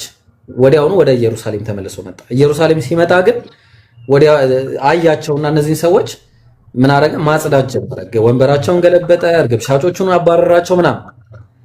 እዛ ማቴዎስ ላይ ስትመጣ ደግሞ መጀመሪያ ማርቆስ ላይ መጨረሻ ላይ የተደረገውን መጀመሪያ ላይ አድርጎ ነው እሱ ያስቀመጠው። ምን አረገ? መጀመሪያ ቤተ መቅደስ ገባ፣ እዛው ኢየሩሳሌም እነዚህ ወንበራቸውን ገለበጠ፣ እርግብ ሻጮቹን ምናምን አባረራቸው፣ አስወጣቸው።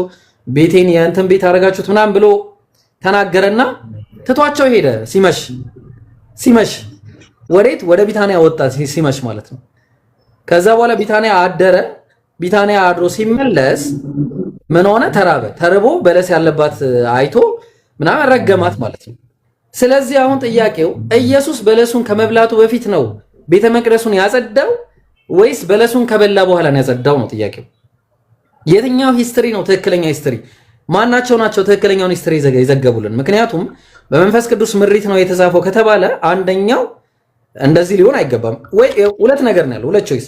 ወይ አንደኛው ተሳስቷል፣ ውሸት ነው፣ ወይ ሁለቱም ተሳስተዋል፣ ወይ ደግሞ በቃ የሆነ ትልቅ ችግር ነው ያለው ማለት ነው። ስለዚህ አሁን ምንድነው በአጭሩ ባይብል ኢንፋሊብል ነው ማለት አይቻልም። በቃ በጣም ብዙ ኮንትራዲክሽኖች አሉ።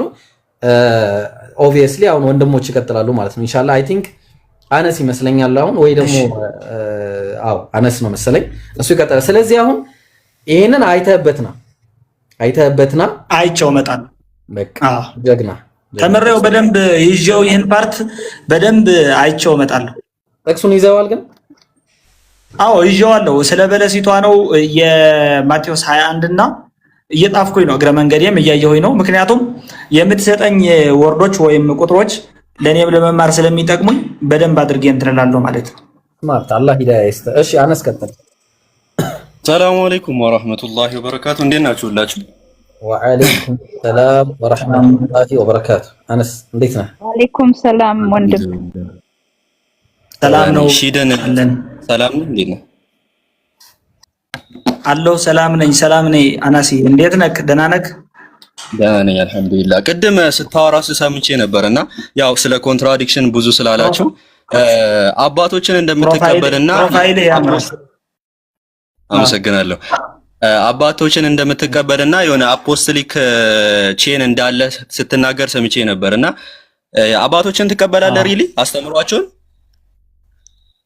አዎ ትቀበላለህ? እርግጠኛ ነህ? አዎ። ኦኬ። ለምሳሌ አንደኛው አባት ከአባቶች ውስጥ ለምሳሌ ኢየሱስ ከዘላለሙ አብ ዘንድ አልነበረም የሚል አባት ይሄን አስተምሮ ትቀበለዋለህ? ከዘላለሙ አብ ዘንድ አልነበረም። ኢየሱስ ኦኬ በስጋው ነው በቃል ደረጃ አልነበረም። አልቀበለው አትቀበልም። ስለዚህ አባቶችን አስተምሮ አትቀበልም ማለት ነው። ምክንያቱም ለምሳሌ ተርቱሊያን ኦፍ ካርቴጅ ምን በማለት ይናገራል? አጌንስት ሄርሞጀኒስ ቻፕተር 3 ላይ እንደሆነም ከፍትልሃለሁ። ቆይ እሺ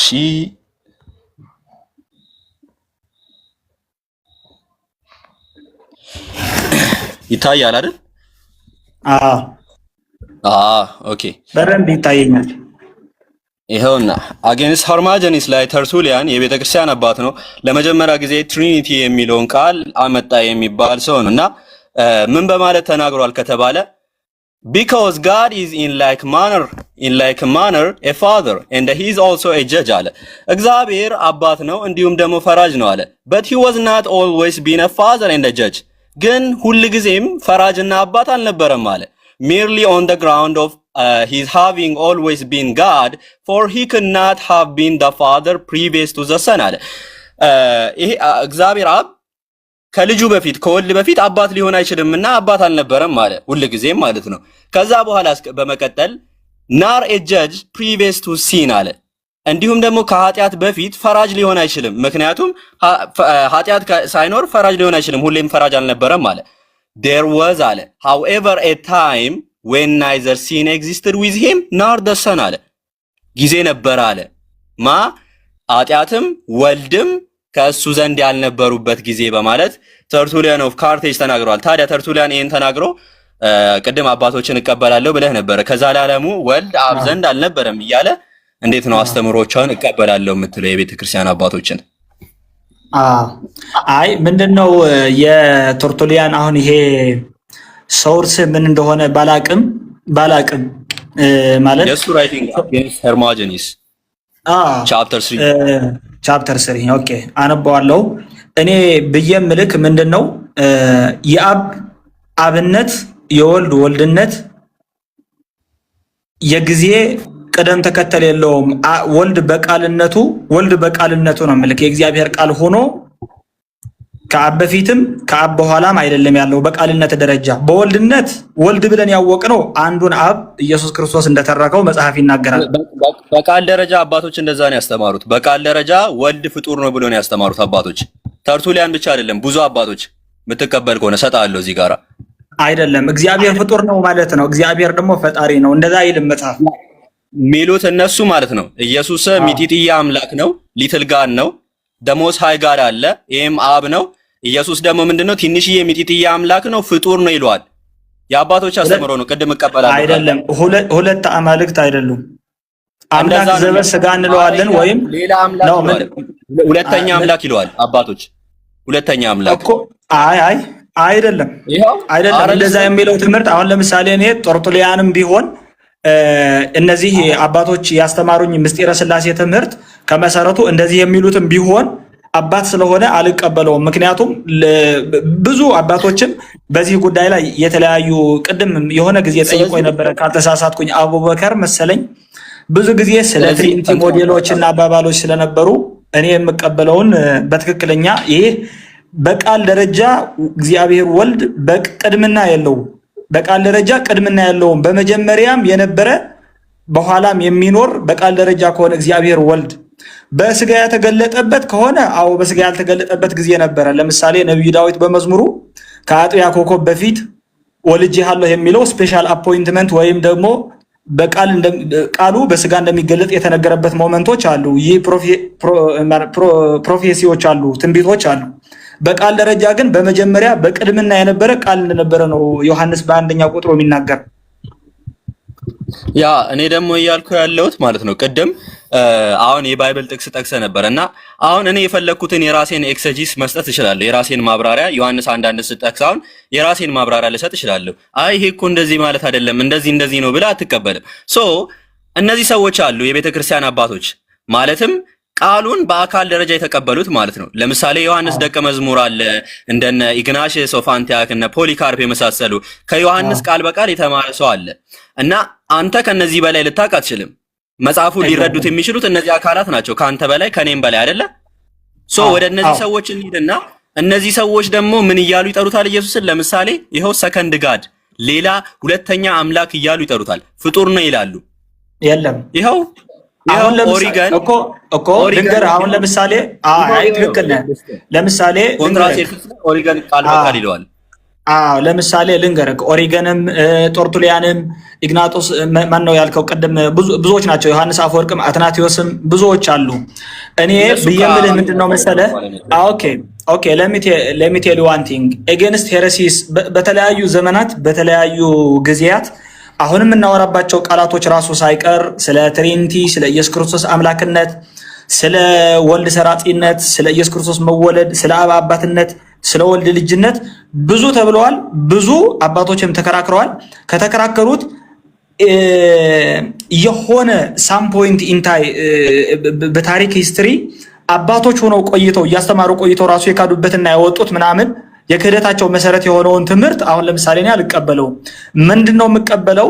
ከድሮም ጀምሮ በእነሱ ታሪክ እየተማርነው መተን እስካሁን የደረሰውን ልልህ ፈልጌ ነው። አሁን ለምሳሌ አሪዮስን ብትወስደው ሳም ፖይንት ኢን ታይም መምህር ነው፣ አባትም ነው። ወልድ ፍጡር በመለኮቱ በሚልበት ታይም ከዛ በኋላ ኖሞር መምህርነቱ የቤተ ክርስቲያንነቱ ተወግዞ የተለያለ። ለምሳሌ እንደ ጦርጦሊያን ወይም ጦርጦለስ እንደሚባለው በእኛ ደግሞ አንዳንድ ጊዜ ምን ይባላል መሰለህ? ብዙ ትምህርቶቹ ስለ ቤተ ክርስቲያን አስተዋጽኦ ያደረገው ትምህርት እንኳን ትክክል ቢሆን ስለ ቅድስት ሥላሴና ትሪኒቲ የነበረው ሞዴል ግን በአባቶች ዘንድ ጥያቄ ያስነሳበት እንደነበረ ደግሞ ይነገራል። አንዳንድ ጊዜ እንደዛ አለ ማለት ነው።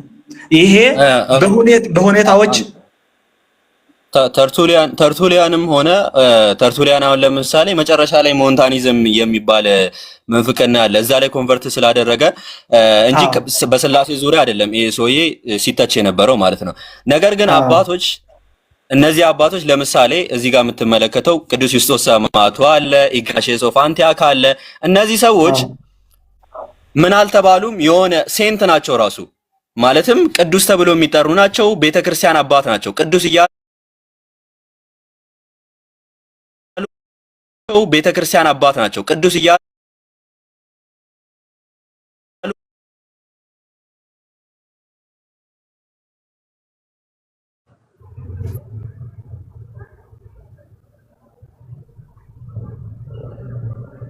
ምንድነው በአላህ what happened?